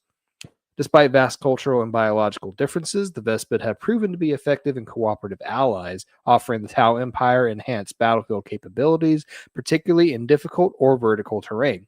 Their loyalty is considered a combination of genuine belief in the greater good and Tau-engineered by behavioral compliance. Though often mysterious and underrepresented in diplomatic matters, their importance in the Tau military machine is undeniable. The Vespid Stingwing squads, equipped with deadly neutron blasters, are feared shock troops capable of rapid deployment and effective surprise attacks. Oh, fuck yeah. And they're fond of making that noise of like flying by your ear. You're like, fuck, get out of here. Oh, I hate that noise. Yeah, man. It's like that thing, like if a flying bug sees you, they just like immediately just like make a beeline straight for your face. Yeah. I hate that. Well, that's where you just start chomping in the air to try to bite them. They won't do that after that. Yes, okay. Some protein. Just some protein, Bug bro. protein. Yeah, until you try to bite on a wasp or a bee, they're like, "Oh, chomp this bitch!" No, you just you bite it right at the thorax, so the stinger part falls down, and you just have the angry guy in the front. Nice. You've done this before. 100%. Nice. That's how he's able to like just assert his dominance over the wildlife around him. Exactly. I just walk around like I bit a wasp in half. You really want to fight me? And they're like, "We're cool, bro. We're cool." Polar bears. We're good. Polar bears don't want this. Okay, that's all I'm saying. They don't want none of this. Yeah, they don't. It's too much. And honestly, it's hard to handle, but I manage. You manage. Dealing with a polar bear, if it's white, good night. If a polar bear deals with Logan, also good night. Sucks to be you. Exactly. Oh man. Let's talking about wasps and bees and stuff. Let's talk about their appearance and biology. I'm guessing they're more closely related to bees, or sorry, wasps. They look just angry all the time. The Vespid are a winged insectoid race characterized by chitinous exoskeleton, compound eyes, and a complex caste-based physiology. They typically stand taller than humans and exhibit remarkable agility due to their natural flight capabilities. Vespid anatomy includes strong wings that allow them to maneuver rapidly in 3 dimensions, giving them a tactical advantage in uneven or vertical environments. Their breathing is adapted to the dense, ammonia-rich atmosphere of their homeworld, necessitating the use of filtration masks or helms when operating off-world. Vespid language consists of clicks and buzzes outside of normal human hearing range, which originally made communication with the Tau difficult. Their biology is also caste-based, which is distinct differences between males and females, as well as between soldiers and leaders. The Tau Communion Helm interfaces directly with the brain structure of Vespid leaders, enabling Tau Command to guide their behavior and maintain cohesion within the larger goals of the Empire. Man, they look cool. I just keep The looking at new the ones, little so yeah, cool. the new ones. They just got a new kit like a year ago. I just keep looking at that little stinger and wonder if they ever use it, you know? Yeah. They don't use it because the what's a big thing? The Tyranids. They fly at Tyranids, and the Tyranids keep biting them in half, so they can't use it. So they quit trying. Do they all have that stinger, or is it just one of them? I feel like everyone I've seen has it. There's that says they die if they use it. They die if they use it. No, It has that's bees.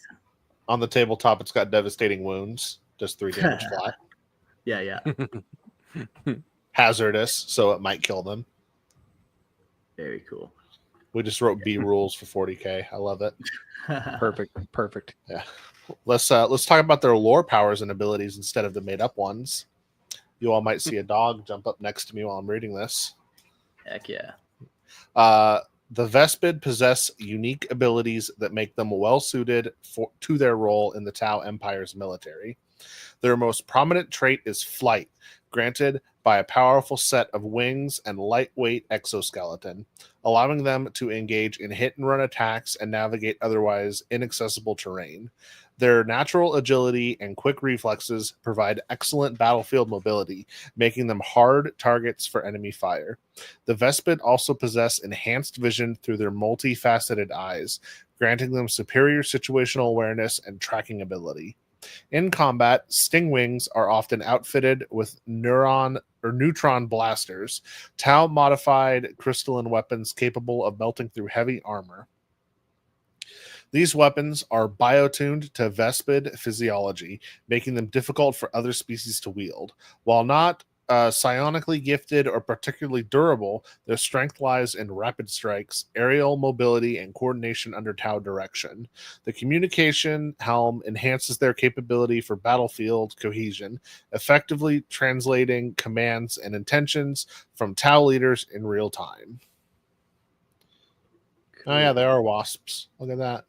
Yeah, Vespid means wasp. From the family of Vespididae. Yeah, for sure. So, their strains. The Vespid skin color is dependent on individual strains. The strains these strains differ between many Vespid nations and are further diversified with variations in patterning, molting, etc. Some strains have become renowned for especially pronounced physical or mental characteristics, such as heightened aggression or ferocity. The females are larger. I like we're talking about what they look like. The last thing, the females are larger. Yeah. I want my Vespids large. Yeah. I like them round. Damn, boy, that Vespid thick. Damn, boy. I think all of these are on 32 mil bases. I want one to be like on a 40 or a 50, and it's just a female one. Oh yeah, heck yeah. Looks the same, just a female. Yeah, it looks identical. It's just huge.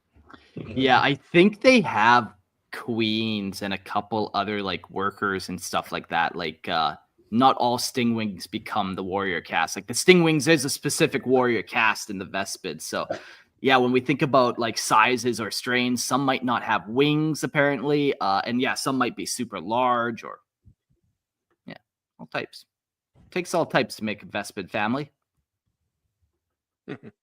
Oh, they're on 28 mil bases, which makes the queen being on a 40 or a 50 even funnier. Yeah, she's big. She big. Oh no, she coming. Stinger. Is that a Saturn Terminator or a Vespid queen? Oh no. Oh no. History. The Vespid's history prior to Tau contact remains largely unknown, as the species had little interaction with the wider galaxy before their integration into the Tau Empire. Their initial encounter with the Tau likely occurred during the Empire's second phase expansion. Early communication attempts proved difficult due to the Vespid's unique atmospheric requirements and complex language. Integration was achieved through Tau ingenuity, particularly the innovation of the communion helm, which allowed the Ethereals to directly influence Vespid leaders and secure their allegiance. Since their induction, the Vespid have shown consistent loyalty and effectiveness in service, appearing in several notable campaigns across the Eastern Fringe. Some observers speculate that the communion helm may exert more control over the Vespid than publicly acknowledged, though this remains unconfirmed. Regardless, the Vespid have cemented themselves as reliable, if mysterious, element within the growing Tau hegemony, preferring military operations with unwavering efficiency and dedication to the greater good. Yeah, so this is another race where they probably wouldn't ever leave their planet if not for the Tau coming and kind of swooping them up, giving them just that right piece of technology here or there. Yeah. What I heard you say is the Tau are brainwashing them to be their servants. That's the other way to say it for sure. Yep. Very communist. Yeah, There's the grimdark. Yeah, you read about their encounter with the Galg, and you're like, why are the Galg with them? Like, what transpired there? And then you read about the Vespid, and you realize, okay, so Tau can get a little sneaky sometimes and just start kind of taking on client races. Must have been difficult when they have that mind control and all the ethereals are hearing is just this discount xenos and oh god. Yeah. But I was reading a comment. Yeah, I was reading this one too. It kind of was cool. Banished Cobalt says, be cool if they release some Vespid aerial vehicles for tabletop. Yeah, like not vehicles, big Vespid bitches that, you mount on the bottom side of it as the big Vespid bitch flies across the battlefield and then you detach, That's what we need. I think even funnier, the big Vespid chick, she can be a transport for the smaller Vespid things. Oh yes, That's what I was thinking. So let's put her on a just 100 mil imagine- base like Fulgrim. Let's go hard in the paint. Don't ask where the Vespid spawned from. Yeah, I was gonna say you almost need like a Vespid carrier where they're just like strapped under the wings, and as they're like going across, they just like drop them like bombs. Okay, that was a lot more Just clean right than what I from was their thinking. stingers. So. Yeah, just dropping them on their stinger. Purge, to answer your question, are they good snipers like the Yanmei from Halo? Drones or buggers for those not in the know. Are you sure you're not talking about the Jackals? Because the Jackals are the snipers. I've only ever seen a drone or a bugger have like a plasma pistol or a plasma rifle. But it's been a long time since I played Halo, so.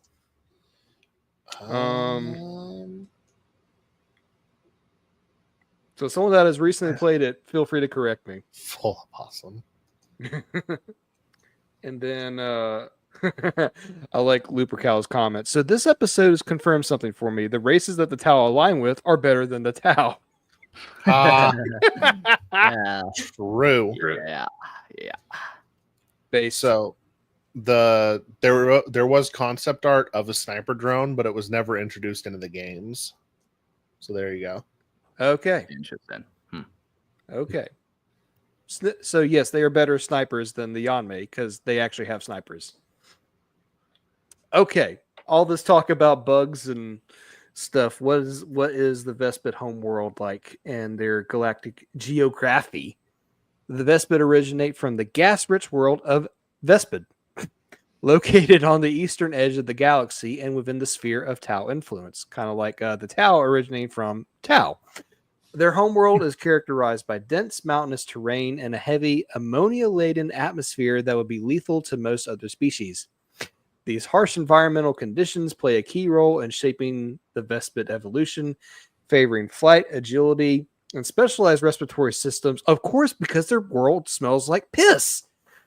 The Vespid dwell in large hive-like cliff. Hey, yeah, it would, wouldn't it? Yeah. Yeah. Okay. Another filthy xenos here. They're living on piss world. Literally, filthy, like ammonia laden. That's piss. Like, come on.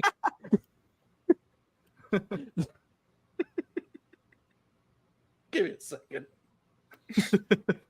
Okay. The Vespid dwell in large, hive-like cliffside colonies, often built into the vertical rock faces that dominate their planet's jagged surface. The difficulty of surviving on such a hostile, piss-filled world may have contributed to their caste-based society and rapid military adaptation. Vespid remains under Tau control and functions as both a recruiting ground and a resource contributor to the Empire. What do you want with a piss-laden world, Tau? Come on. It's an outhouse for along the way of international travel. Due to its ammonia-laden piss atmosphere and geography, the world is largely off-limits to non-Vespid personnel, as it should, though the Tau maintain a strong orbital infrastructure to ensure continued cooperation and security. I'm going to mute myself now. Yeah, I like that, man. I like the piss world for sure. Ain't that fun? Cool planet. I always pictured this like they might have changed the description a little bit, but back in the day, one of the descriptions I read of Vespid was like it was a gas giant, and they had like the floating crystal hives essentially that would float in this gas giant. So then they'd fly around, and there's some really big like continent-sized floating islands or whatever. But I always read it as like this floating kind of almost like Pandera from Avatar, with like floating islands, but cloud-based. That'd be sweet, actually. Yeah, and like you picture like in Avatar, they have all those dragons like come out of all the mountains. Just swap that for Vespid. You know, that same kind of vibe. Super sick. Yeah.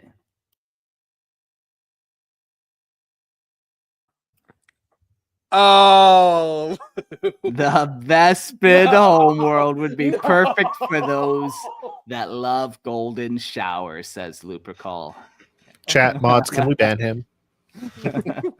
Chat Chat mods ban him. We got to get our editors to edit that one out. Oh shit, Lupercal is the editor. Fuck. He's just gonna stick it in like every 5 minutes. It's just Yeah, gonna be golden showers and then keep going. Golden showers. There you go. Well, let's talk about some different things like their culture and beliefs.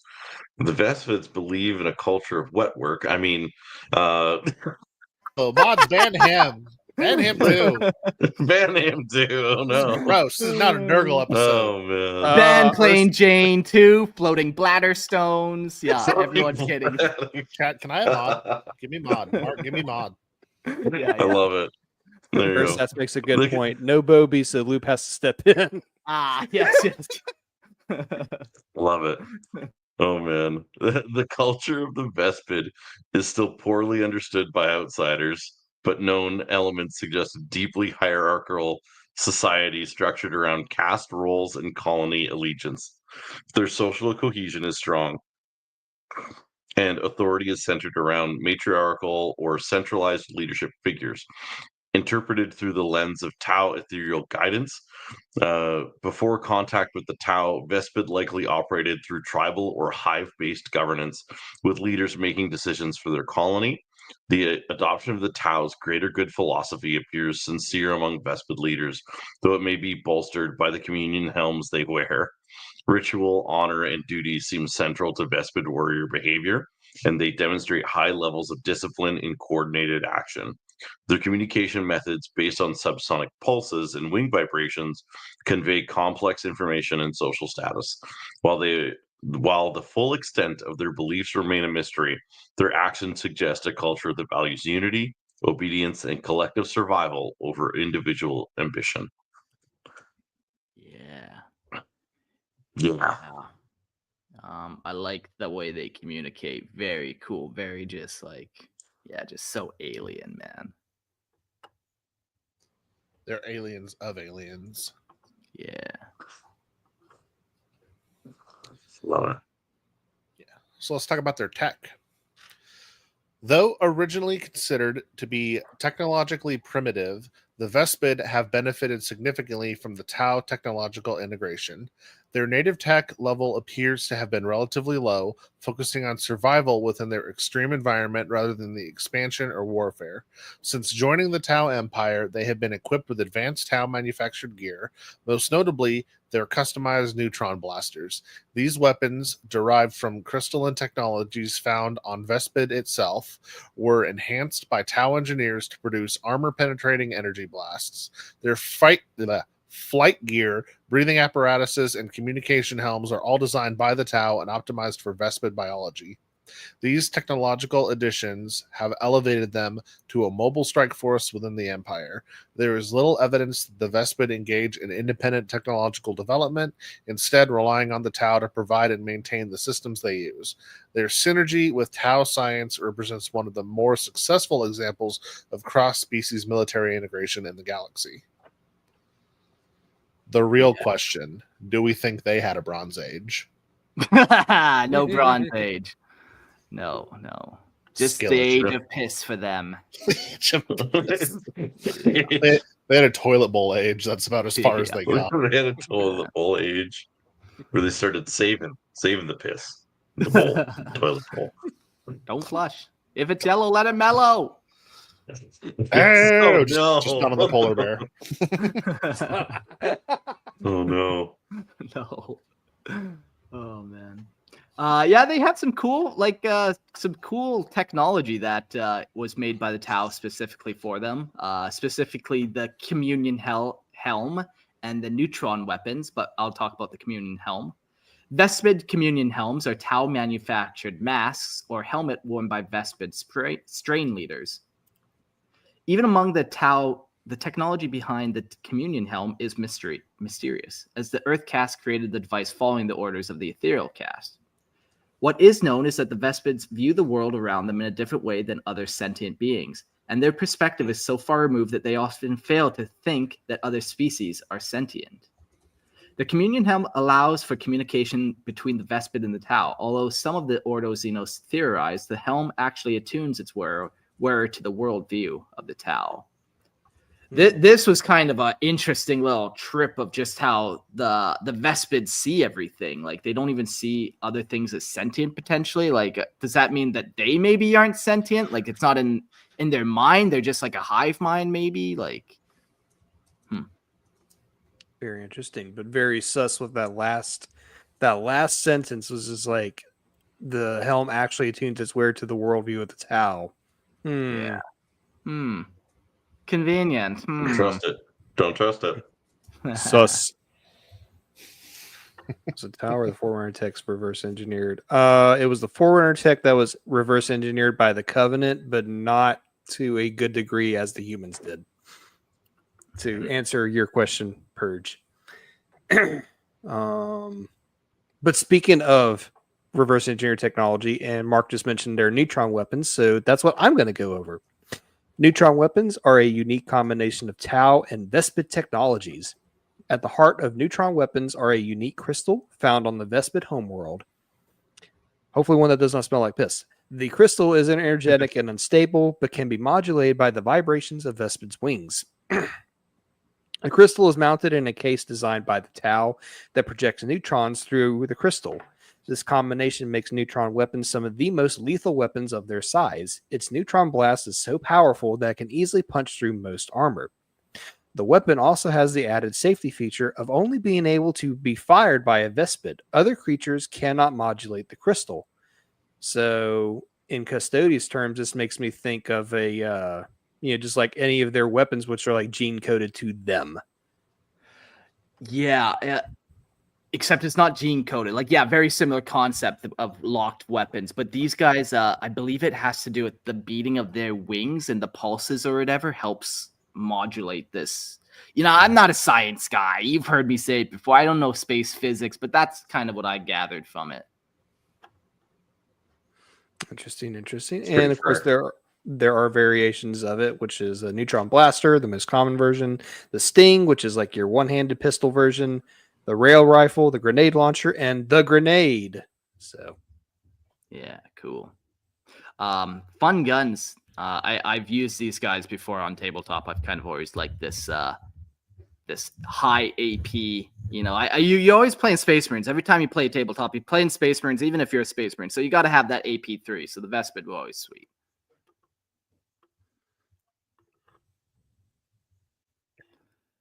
Well, besides their neutron blasters, they got some pretty cool vessels. So they've got nest vessels, Vespid stalactite-like nest vessels.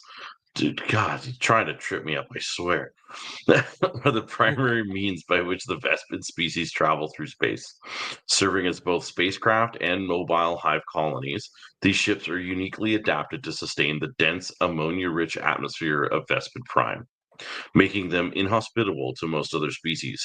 While rare and poorly understood by outsiders, nest vessels are believed to operate under the guidance of Vespid leaders and may serve as extensions of their native hive structure, maintaining their caste system even while in transit.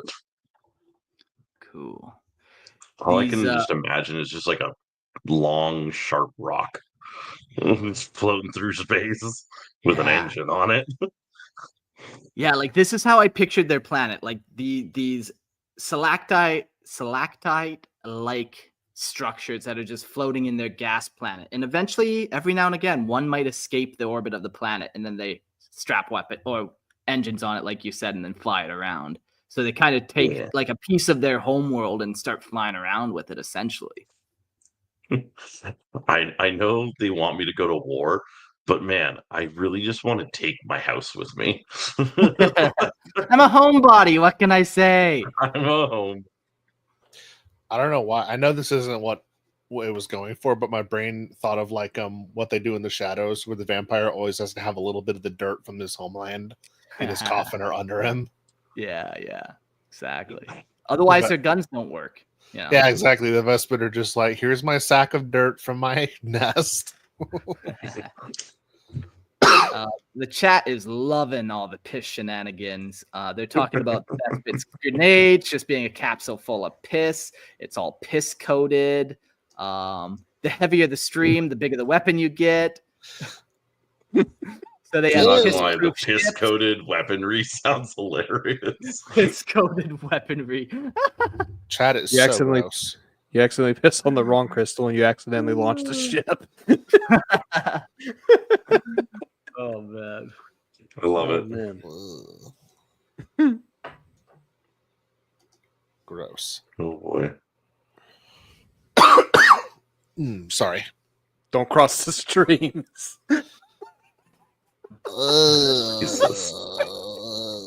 That's how you get a neutron explosion, I'm sure.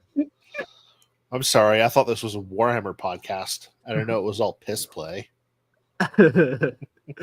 Oh God, what have we done? It's all bad.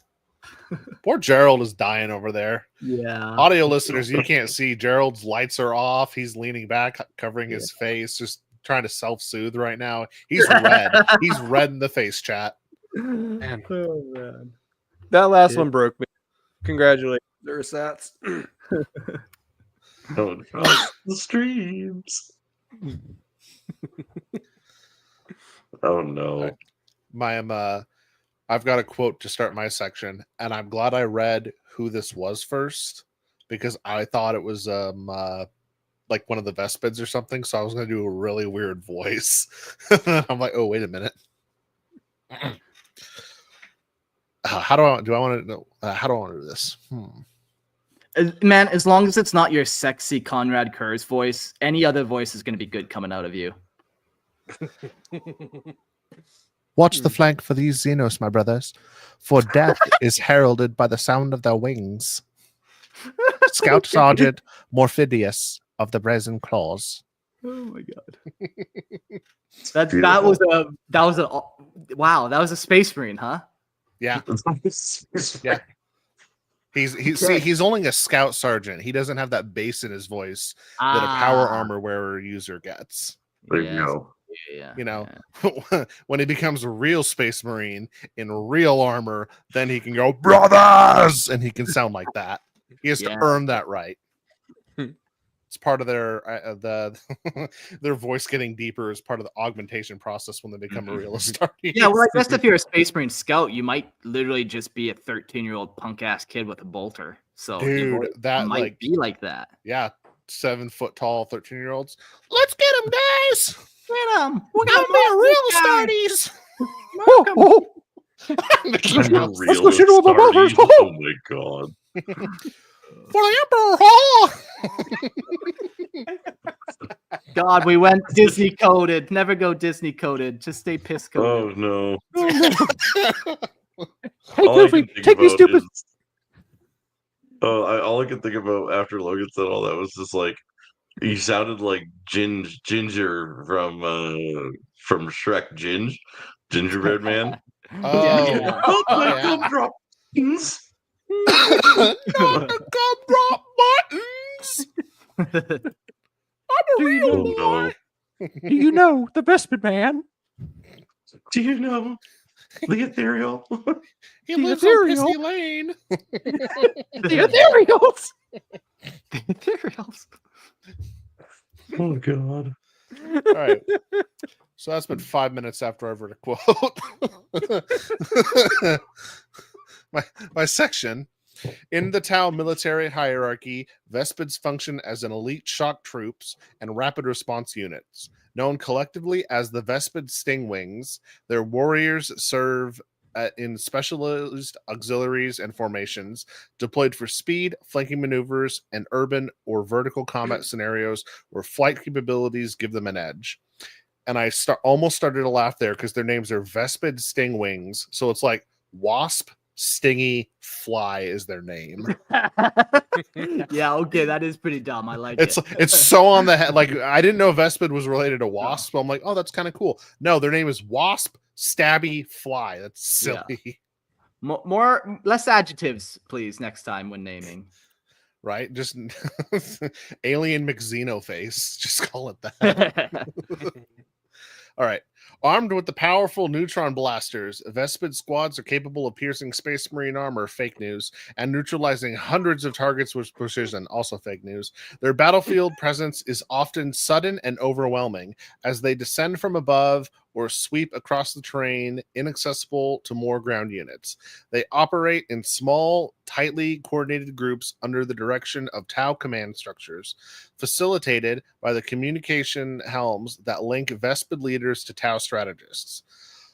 While they lack the staying power of heavy infantry, their agility and shock value makes them highly effective in ambush and support roles. Vespid participation in battles like those on Delath and Medusa 5 highlight the ongoing strategic value. I just want to point out for the Vespid fanboys, Imperium has an answer, and it's much more violent than you. Okay, so it's a Primaris Marine with a power fist, jump pack, and what, like a plasma pistol on there? Of course. Okay, I see that. But one question for you. What does he smell like? Ceramite and pride. No. We don't do that here. Only piss for us here. Who's this Titan we? and piss. That's it. You That's guys all have we mice do. in your pockets? There's a lot of we talk going on. I don't know who this we is. Don't involve me. What Lorehammer meme have I started? Yeah, a little piss play for Lorehammer. That's nice. See, Gerald, you've got piss play. Court has his tooth thing. I hate, I slander everyone. This is just, everyone's got a thing. Yeah. All right. The Stingwings. The Stingwings are the Malcor in the Tau language. Core actually means air. So now we got, even in the Tau language, they're pretty shittily named. Something air. Our Vespid Auxiliary Squad, Stingwings, sometimes referred to as Royal Bodyguards, are the base Vespid tactical unit and are most commonly used to protect the Vespid Hive leadership class. More recently, they have been used by the Tau Empire as auxiliary infantry and even kill team units due to their speed and tenacity. The Tau value Stingwings greatly and sometimes equip them with weaponry only reserved for battle suits. And then these ranks are from the kill team box set that just came out. They're interesting. Like, Are these ranks across all of Vespid society? Are these ranks just ranks that the Tau made to kind of try to categorize them, since the Vespid aren't really talkers? Hard to say, but we do know that these kind of exist, and they can maybe give you some ideas on what to do with your own. So the strain leader. Squad leaders fitted with the Vespid communion helm and equipped with a neutron blaster. They are tasked primarily with interpreting command of the Stingwing's Tau handler and relaying it to the rest of the squad. The precise role they play in the greater Vespid society is unclear, but Vespid obey their orders without question. Then we got your warrior, and that's just your standard guy that comes with the neutron blaster. Then we got the long sting. Marksmen equipped with neutron rail rifle, who can use their flight to rapidly change positions, making them deadly snipers amidst dense terrain. Yeah, so like this guy, it's not like it's like anything different. Like it's not like his body's different. He's just a sniper. So this is what I'm saying. Like these ranks are kind of wish-washy, you know? We got the Shade Strain, rarer type of warrior that are equipped with camouflaging ghost rigs, equipped with neutron sting and neutron grenades. That's pretty fucking cool. Sky Blast, close quarters heavy weapons warriors equipped with neutron grenade launcher. Okay. Swarm Guard, close quarters heavy weapon warriors equipped with a Tau Flamer. And the Oversight Drone, used by the Tau Stingwing handler to monitor activities. So yeah, this kind of brings a nice little like clarification on who's actually controlling these guys. Like, you know, the Ethereals commissioned the helm, but I don't think the Ethereals are actually using them and manning them. I think that's like they're giving it to Fire Warrior commanders and stuff to try to lead them in war and stuff. You know, I that's kind of how I see it operating. You know, it's not like they have an Ethereal tied to them. What if the helm is controlling them, but they just give command to a local squad guy? Yeah, like exactly. Like when you're part of the greater good, you know that the Tau might use you as a xenos sacrifice or like whatever. So yeah, you can just give it to your local Tau Firecast warrior and be like, what do you need? Just tell them to go do what you need. You need them to go run coffee runs for you? Whatever. Just they're yours now. Cool. Yeah, the ranks are fun. Yeah. Cool little ranks. Very interesting. Very, very interesting. So how did the Vespid interact with the rest of the galaxy other than the Tau as discount Covenant drones? The Vespid maintain no independent diplomatic presence, relying entirely on the Tau to represent them in galactic affairs. As auxiliaries, they are seen by the wider galaxy as part of the Tau Empire rather than as a sovereign race. To the Imperium, they are xenos to be destroyed, naturally, as you do. Though relatively little attention has been paid to them due to their limited deployment outside Tau space. Other alien empires, such as the Orcs or Tyranids, make no distinction between the Vespid and their Tau allies, engaging them with equal hostility, again, as you do. Within the Tau's interstellar coalition, the Vespid are considered reliable and trusted, even if not fully understood. There have been no reports of rebellion or dissent among their ranks, and they are often cited as a model for successful assimilation into the greater good. Good for them. While mysterious to most outsiders, their loyalty, discipline, and performance continue to strengthen their reputation within the Empire's growing galactic sphere. Yeah, cool. What a reputation to like have for never rebellion or even dissenting, like never disagreeing once with those orders. That's nice for the Tau. It's almost like they have total control. It's really crazy. You don't get that very often. Almost. Almost. Yeah. Representation, minis and rules. Minis, they have minis, like we mentioned. They got minis like a year ago. A whole bunch of, I don't know, there's like 10 new minis for them. Where back in the day, we used to only have 5 individual models for them. And they were all kind of like, what sucked about them is they weren't flying and their wings were all kind of out and awkward and lame. Like they just don't look natural, the old ones. So the new kit's quite the upgrade. And with it comes all the kill team rules. You know, they're perfect in kill team. You also see them on tabletop too. Maybe you'll see them in Gothic with like their nest ship, but I would don't be know cool. about that. It, Like it could be cool. giant cocoon. Yeah, it's like, how do you make your nest ship Ooh. instead of 3D printing one? You just go outside and grab like a pine cone or something. Or you go outside and actually grab a real wasp nest like a man. What? Put that on the tabletop. Like a man. Just throw it at your opponent. Yeah. Pocket wasp. Ah! Pocket wasp. Oh goddamn. Beautiful. Beautiful. Oh, man. Well, that's all the Xenos we have for this episode. What was your guys' favorite? Let's go around and share what we liked. Let's start with Brody. Sure. I like the Tarellian dog soldiers. They're my favorite personally. Just the idea of like how they're just so chapped about the Imperium beating them. They're like, Yeah. just I hate those guys. Yeah, like it seems like it's become their whole identity, you know. Yeah, exactly. So They gave I up also rebuilding. They're like, now we're not going to rebuild. We've had 10,000 years to rebuild our civilization, but nah. We're just lingering hatred. They're just constantly yelling, Exactly. remember the Alamo. Yeah, remember the Alamo. But yeah, I like those guys the best. I also like that, like they're kind of like, I know it says like they use some firearms and stuff, but is also really good with melee weaponry and ambush situations. For some reason, in my brain, I imagine them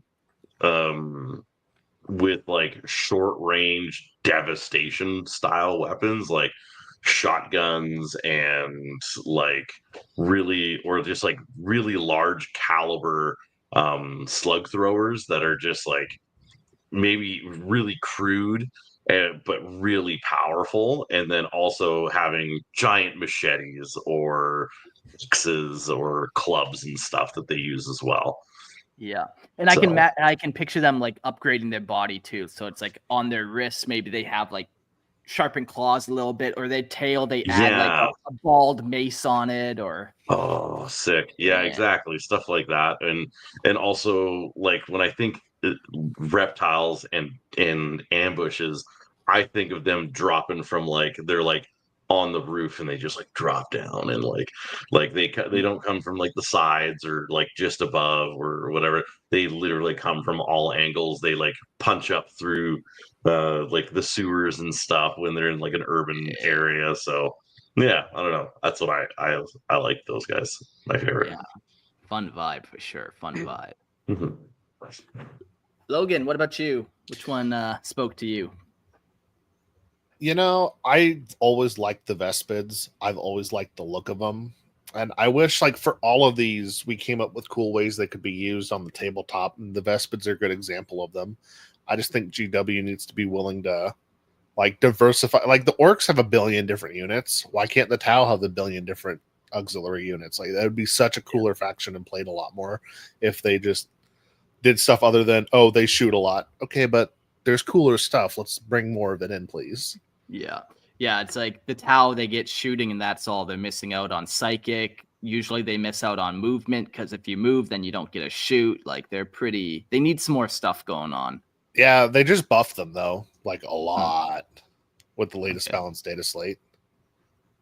Okay. Gerald, what about you?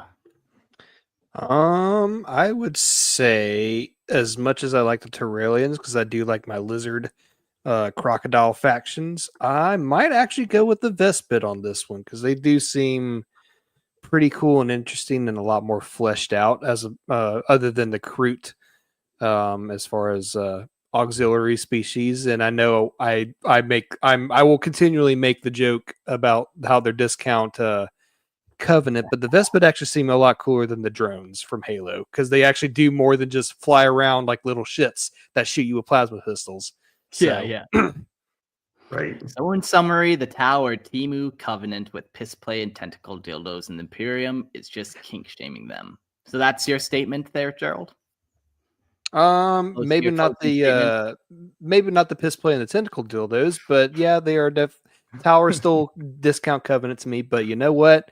If I ever show up to a tournament, I will just grab Covenant models from Halo Flashpoint and say, okay, here's my Tau army.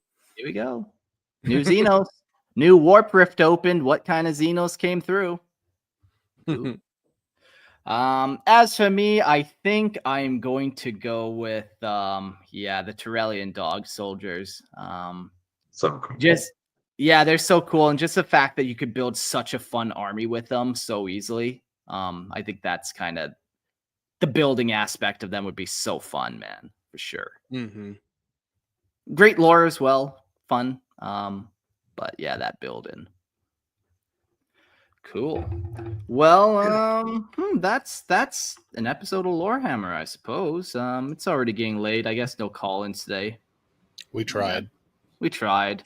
We got carried away with piss play and what that's bound to happen. And then who is this we? You keep saying we. All four of us and the chat are all involved in this. I don't know what you're talking That's what about. we're trying to say, Logan. It's all about we. We. It is the we or we. Exactly. It's we with two E's. Okay. What's this wee shit, Kimosabe? Right. Yeah, fun episode. Next episode, I think we got our last minor Xenos episode, and then we're going to Blood Angels. So come check out our last minor Xenos, and end of the notes. Come check out Lorehammer Listener Lore podcast. I read out listener lore, I suppose, homebrew lore. Come check it out. And if you want fantasy Tarellians, come check out the Grimoire podcast. We've actually done episodes on the Lizardman and the Seraphon from AOS. I think Mark was on the Seraphon episode, so you get to hear us bitch about AOS. So win-win. Nice. And if you want a break from all this really fun stuff, come check out my YouTube channel, Hydra Thoughts. We talk about cryptids, conspiracies, and a ton of other fun things. Right now, got a video coming out soon about sleep paralysis demons. So check that out. Have you ever had sleep paralysis? I have. I actually had it a couple weeks ago. So I'm not going to spoil the video, but I still have them occasionally, but they're easy to deal with now. Okay. Yeah, it changes when you know what's happening, but it's still fucking weird, man. Oh, yeah. It's just freaky. Yeah. And if you want to follow me on Instagram, I'm Hobby Hour in the Green Room. We've got a few pictures up on Instagram and whatnot, and doing Instagram lives as well. So for painting projects and whatnot. So it's a good time. Very fun. Yeah, shoot me a message next time you do a live, and maybe we'll tag team that situation. Hell yeah, brother. Hell yeah. Well, that's an episode of Lorehammer. Thanks for listening, and we'll see you all on the next one. Have a good one.